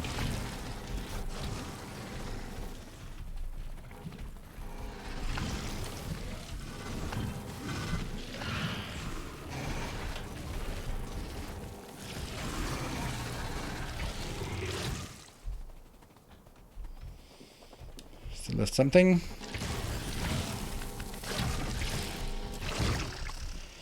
Someone in London consistent because they didn't have brakes because they couldn't slow down. Wow. That seems weird.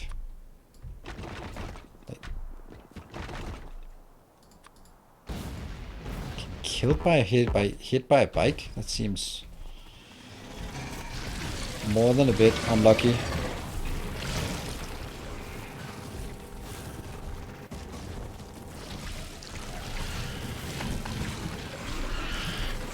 Getting up close and personal with these and not get caught. It's a nice challenge. So I run all the way in to see if we can get him with the lasers.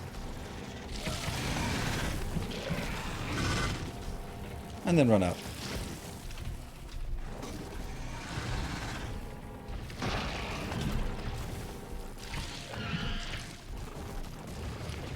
I don't even have a lot of... it's my main defense is actually my speed.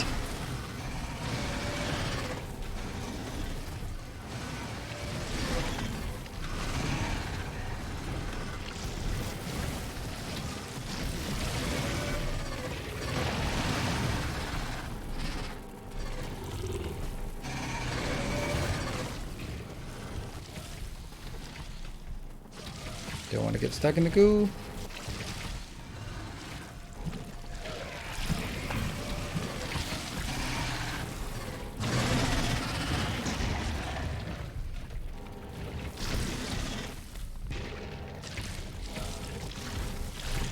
Okay, I'm focused, and I think we're just taking the rest out. That was exactly what we needed. Look at that. Thank you, everyone, for the hype train, and of course, particularly Mark, for that generosity. Damn. Oh, no, don't stand in shit. There we go. Whew. Right, we got it. We got it.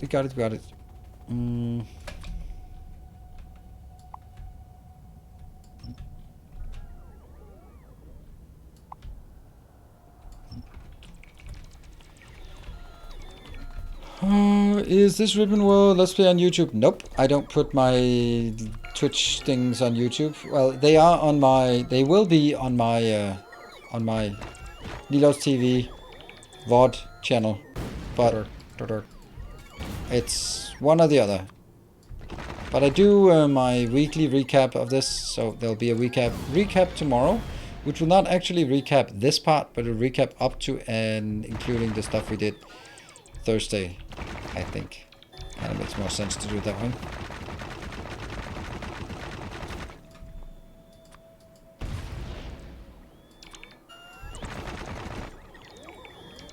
There.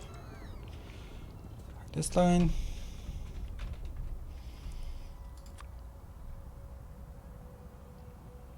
Hold on, didn't I? I thought I had a better one.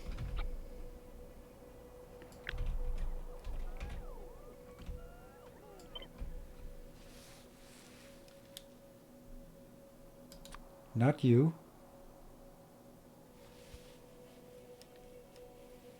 Yep, let's check this. It's probably fine.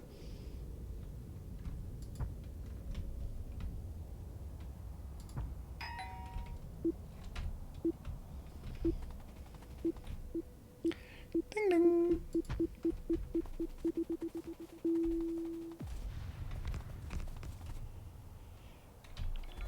Hello, you're not welcome. That looks not like an attack party, but an expansion party. Yeah, that was an expansion party. Just hanging out, trying to see if there's anything cool over here.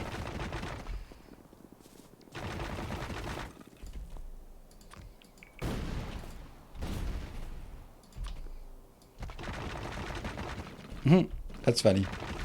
Ah.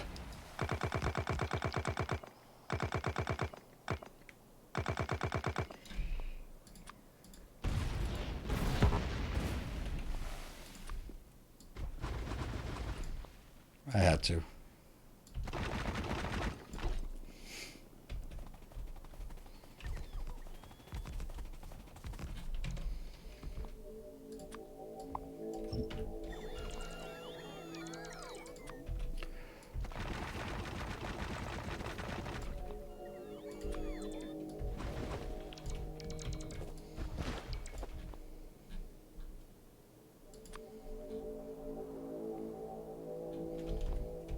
That one.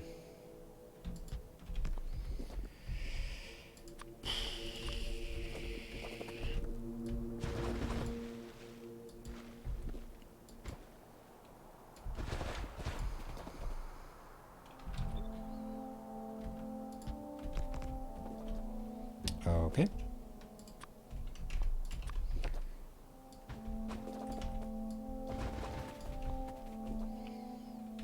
And again.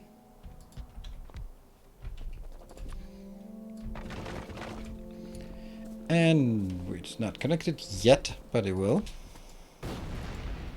Alright,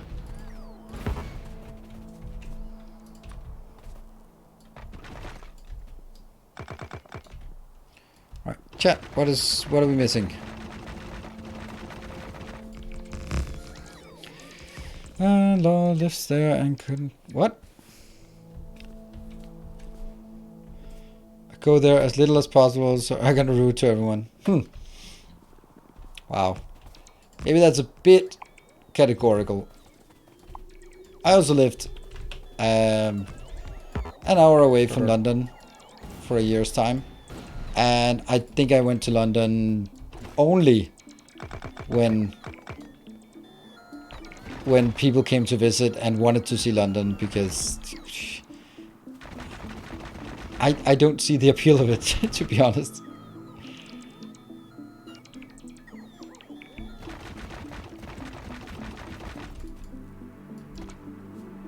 So, alright, let's stand here and wait for reinforcements or stuff to come in.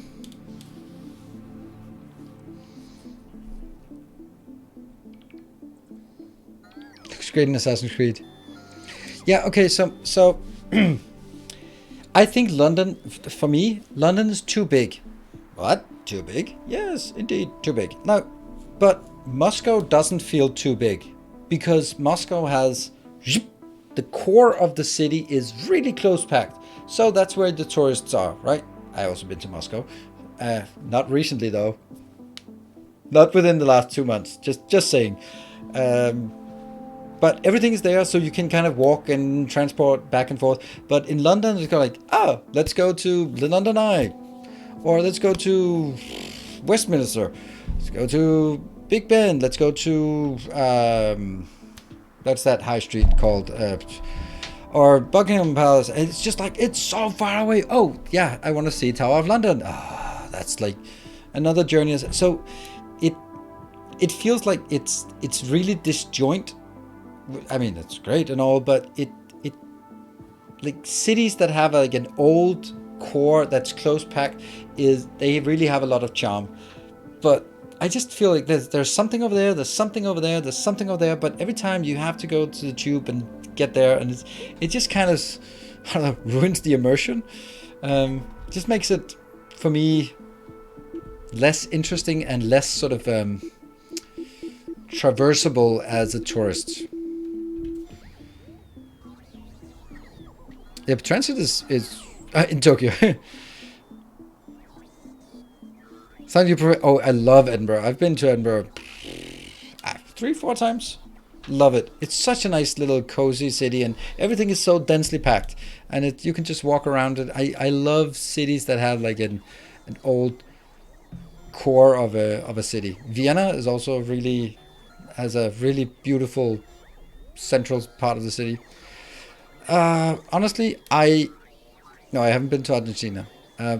Prague, I went to Prague in '98 and I liked it because there wasn't a lot of tourists. Then I came back in 2005, 6 maybe, and it was horrible because you couldn't see the city because it was full of drunk Danes, drunk Brits, and locals who tried to peddle all sorts of tourist crap. That's it. And I remember back there in '98 when I was interrailing, you could go there and get a half a liter of beer, and it cost barely 3 Danish crowns at that point. And it was just like, you just as a poor student on interrail, it was amazing. Loved it. Had a lot of charm, beautiful place. But then when I came back like less than 10 years later, it's just like, no. This is hell. It's just full of, well, Danes, Brits, and they're all drunk. Yeah. Not in Prague.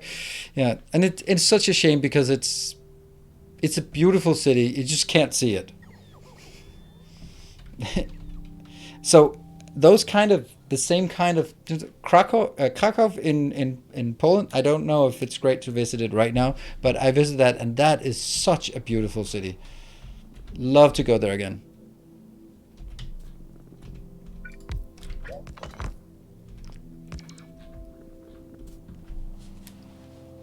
So, been to about 2 times. Met Whoop there 2 both times. Haven't. Yeah. Been to Frankfurt. Not beyond the airport.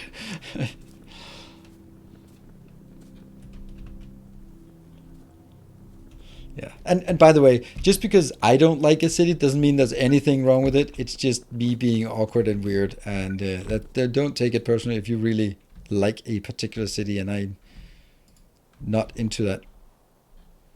I have my weird quirks, as you all know already. Don't come here. There isn't anything worthwhile. What? Yeah, don't come here. Wow. Lol boys, you sound like a true Brit. You could be a politician. All you foreigners, don't come here. There's nothing for you here. Go away. Don't come to our island. That sounds very British of you. That sounds very, very, very British. All you foreigners, stay home. Sorry, but that's sorry guys.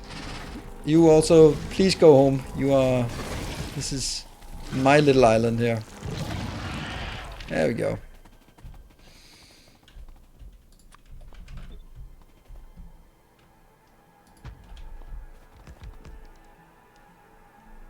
Not British and agree that. There's a limit width on ribbon wall. Yeah, you can set it as much as you want. I set it to 192 tiles. 90. Yeah, 192 tiles. Yeah.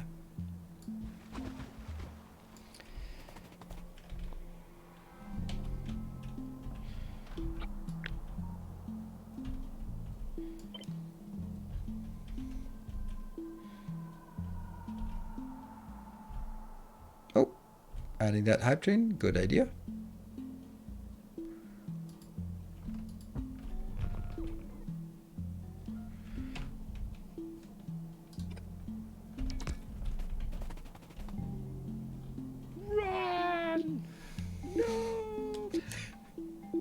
That idiot.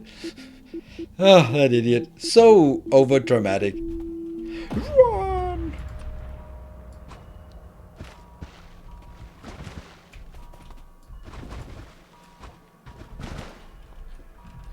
What a drama queen. There.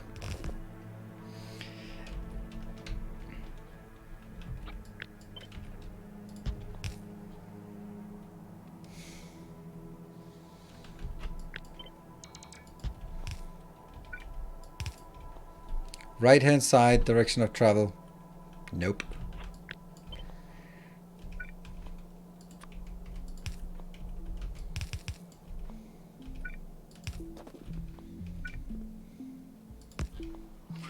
We'll do this for now.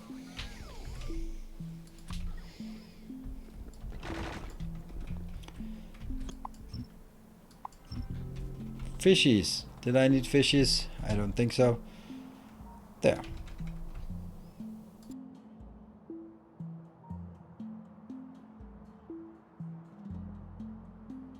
Sorry. Lowest turret won't get anything. Well, then it should behave itself if it's not... Oh, you're right, you're right.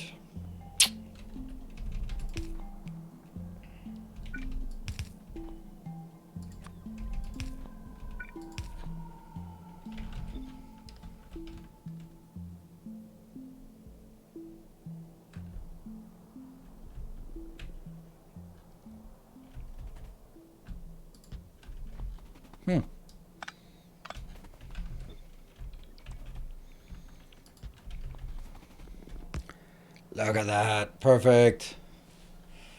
Good. Okay. We have pushed things out. Oh, we definitely need another radar out here somehow. There. Otherwise I get in trouble if we start pushing further out. So we have liberated some stone and some more stone. But no oil yet. What? What? Hey, baked beans. Good evening. Look at that. Look at that fancy thing. Much is lacking. I get what I pay for, I guess. Yeah, I love that. I can't remember where I heard it. Like, British culture is drinking German beer and the Swedish of watching American TV shows and Japanese TV, all while despising anything foreign. Yeah, there's more to it, right? Driving a German car, Belgian beer. Stella is incredibly popular, at least the places I was at. Is Stella Belgium? Belgian? It's not German, is it?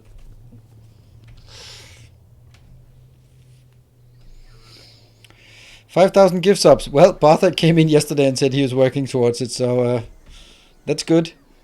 It's Belgian. Okay, good. Whew. I would just get every nationality on my back if I missed some nationality of your favorite beer.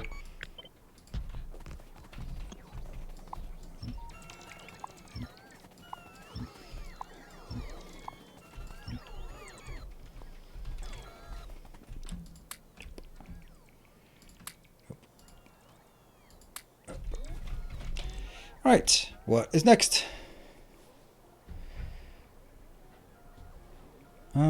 Is popular here in New Zealand too. Huh. Well, I like it too. I mean, there's nothing wrong with it. I think I like it. It's actually it was my preferred beer when I was in England.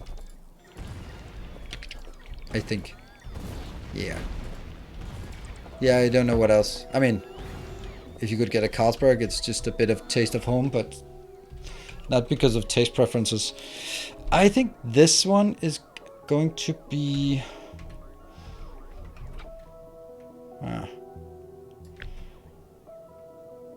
Let's mess with this. Is it possible to squeeze it in? No, so it has to be out there. Okay, so let's see. I guess this whole thing... What? Who did that? Oh, that's perfect. That is completely harmless, except if you're a drone. No, run away, little drones! Good.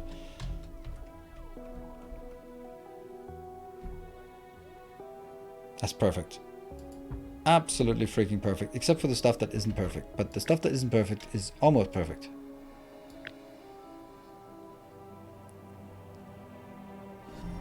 Another loyal devotee.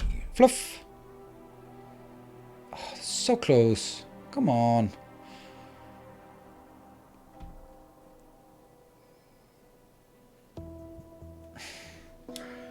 I want this and I want the other one. I want all. I want it all.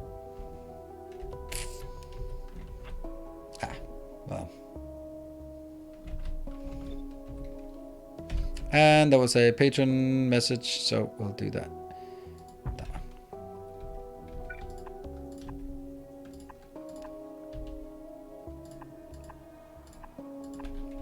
Look at us. We are building grand scale things. Well, it is as it gets. That one. 6 updates on Patreon, and one of them is good. Delete it, delete it, delete it, delete it, delete it. There. Thank you for the new protector of the path. And where are you? Find that name.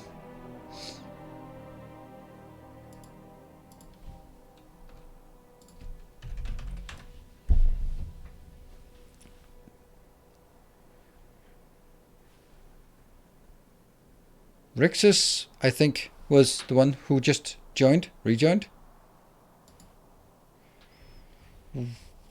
Thank you for joining. I also saw Mirage upgrading earlier to a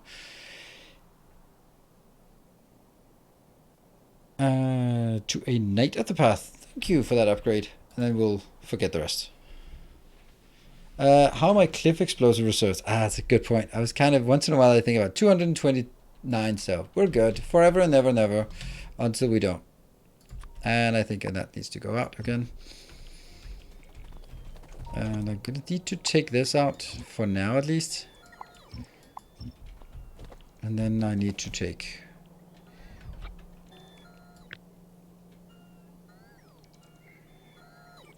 Yeah. And... Oh, this one is bugging me. That one. Just... I can do that 570 times. It's already down to 565. That's nothing. And I can't mine this in any other way. But it does prevent me from placing things there. And I have to place it here. It doesn't matter. It's only a few that we're missing out on.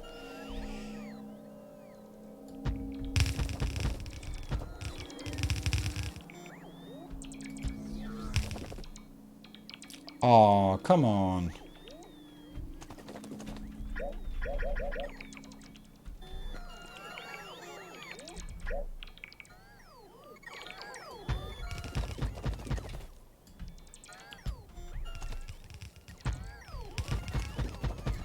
That's actually pretty good. 1, 2, 3, 4, 5, 6, 7.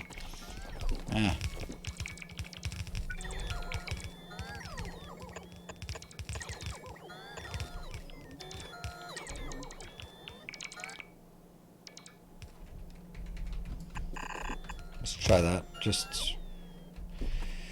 Just for fun.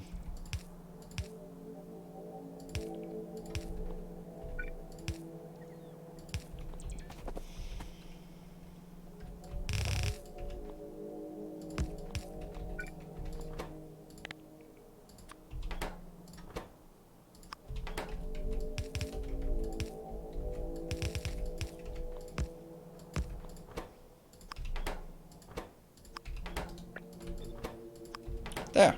It's not gonna work very well, but it's gonna work a bit well. And then I'm gonna go...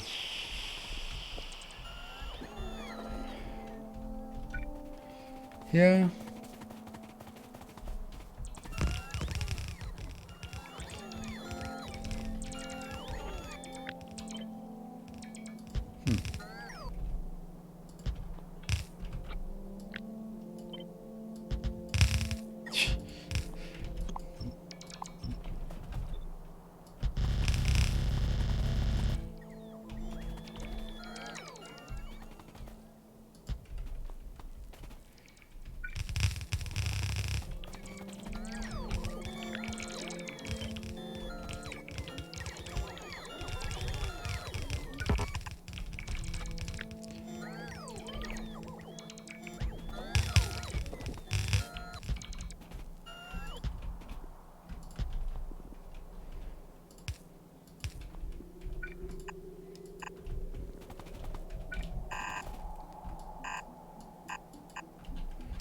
I think that was a decent way of doing it. You go out. Alright, let me see what else we meant. Get one module miner and put it in a box. Ah.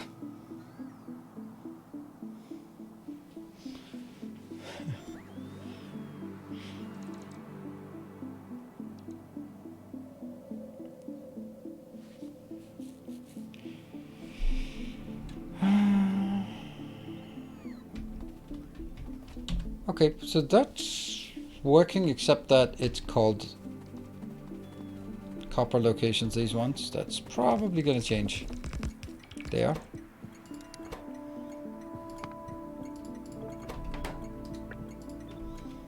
And this one.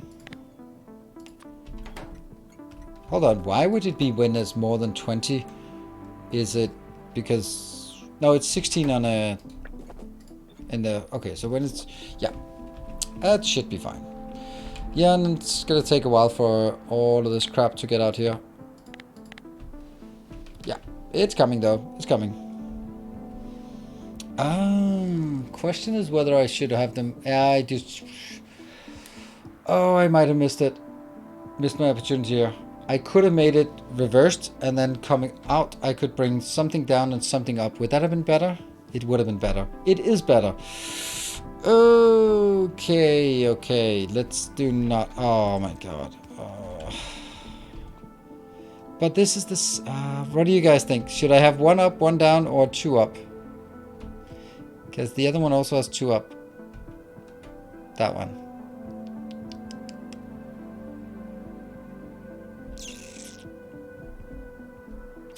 So I had to look up the new Warhammer game. How does fast-paced turn-based make sense? If you click next turn really quickly, then it's fast-paced.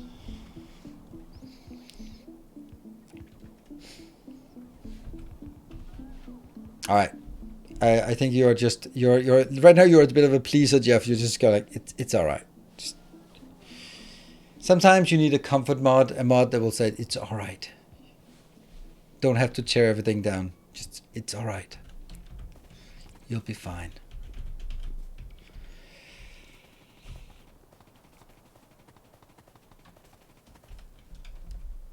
I don't think it matters yet, though. No. That I mean. That's just a bit short-sighted. Like, oh, it's not a problem now, so let's not do anything about it now. Could be a good argument to do something about it before it becomes a problem, but, you know. Why did someone put that on there? Is that how things go? That's weird.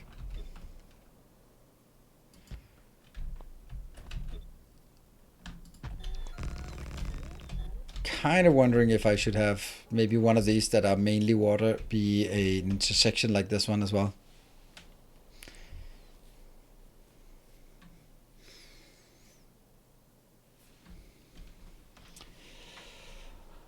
Let's see. Yeah, I don't have any.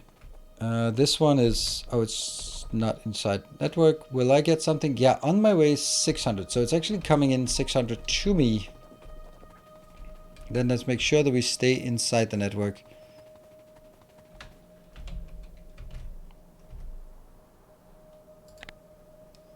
It's gonna be tough.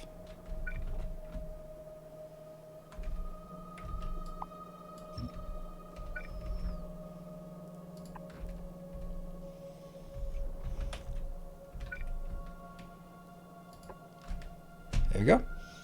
That's a good place. But this is also problematic, so we'll put that up here.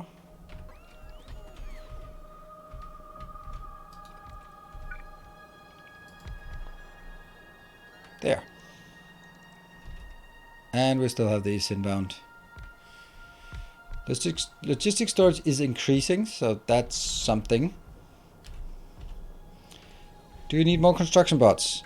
I know you'll say no. No, I do think you're right. Because I'm traveling way further here and I only have like 1,000. 10,000 is... This base, it's... until you get to a point where it's a constraint, then... What? That's not the right one.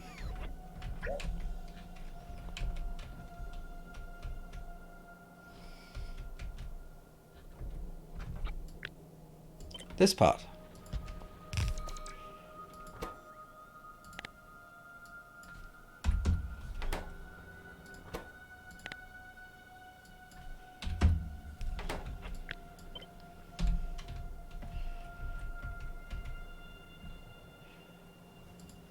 And now I have proven that I sometimes listen to chat.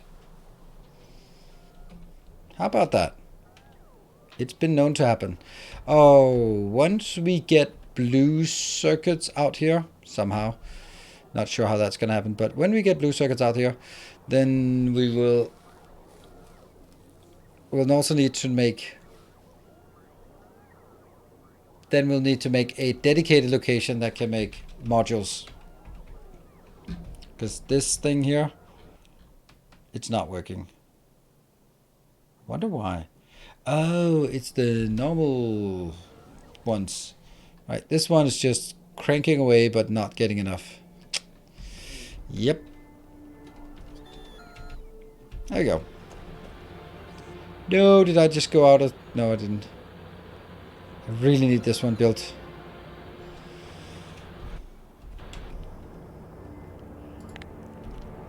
Look how close I am. It's because I wanted to go down here and help, but that's not necessary. This is coming in. This is coming in. Oh. I know where we can find a lot of those. At the blue the purple science build.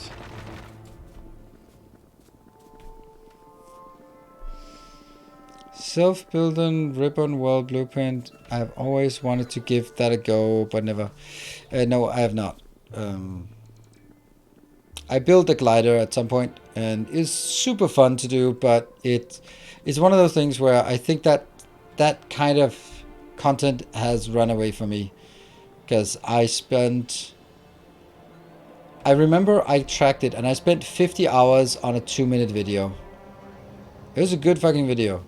Probably my best video to date. But it did not get the views to warrant that amount of time.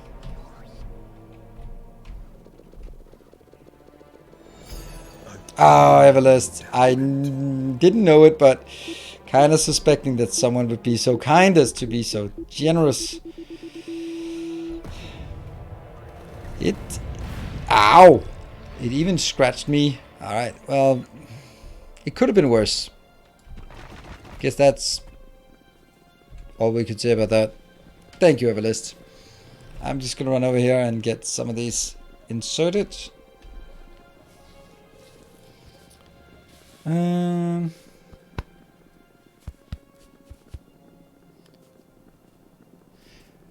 Yeah, it turns into debug, and debugging with a couple of hundred people looking over your shoulder. It's a bit too extreme of a kind of extreme programming for me. putting the extreme in extreme programming. Yeah, extreme pair programming. It's not one person looking over your shoulder who knows better about everything you do. No, it's 500. Like, that doesn't sound nice. It's not. Is it helpful? Nope. Someone will definitely know the answer, that's for sure. But the 498 will be trying to get you to do stupid things. But you can't tell the difference between one and the other.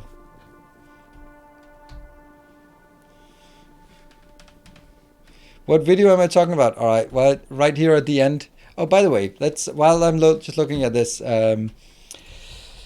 next week, Tuesday and Wednesday will be Factorio Day. Tuesday, Wednesday, Sunday, not Tuesday, Thursday, Sundays, because on Thursday there's a release of Warhammer 40k Chaos Gate, a turn-based. It's kind of like XCOM, but with Grey Knights. Sounds good, right? Let's see if I can find my own videos here. And if I can't find it, no one can. It was something with automation? Yeah.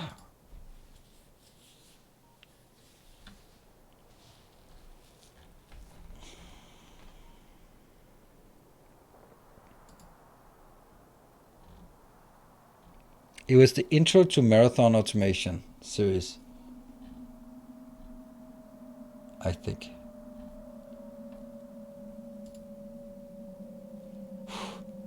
Those thumbnails, I liked it. I like it. I like the idea. But it's also interesting to see how you mature as you...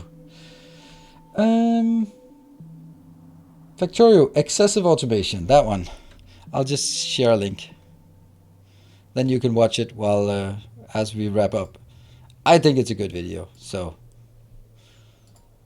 And I bet someone's already posted it. Ah, okay, damn it. Nope. There's actually another one. It's... Oh, hold on. Just gonna post that like that. Let me just check. Yeah, that's probably my my best video, that one. So enjoy that. 2 minutes and 20 seconds. I can't figure out how to get it up on screen because I've been so careful about not leaking things. So setting it up in that way, I can't really do that. But check that video out. I think it's super awesome. It's all done with stuff outside the camera perspective that does weird things in timed, and it's pretty cool. The glider thing also spent like a super amazing amount of time. For season 8 of Factorio on my channel when 0.5 is... Oh man, those were the times. Yep. I actually like the idea that I made a trailer before starting a new series. I thought that was a really good idea. I really should do that again. Just to build the hype. Usually when I start a new series, it's like, oh my god, I need to start a new series on Sunday. Go. Which isn't probably the best way to do things. And on that self-reflection note, I think it's time to wrap up today. Thank you everyone for joining. It's been super awesome, and I hope you had a good time. I had a good time at least.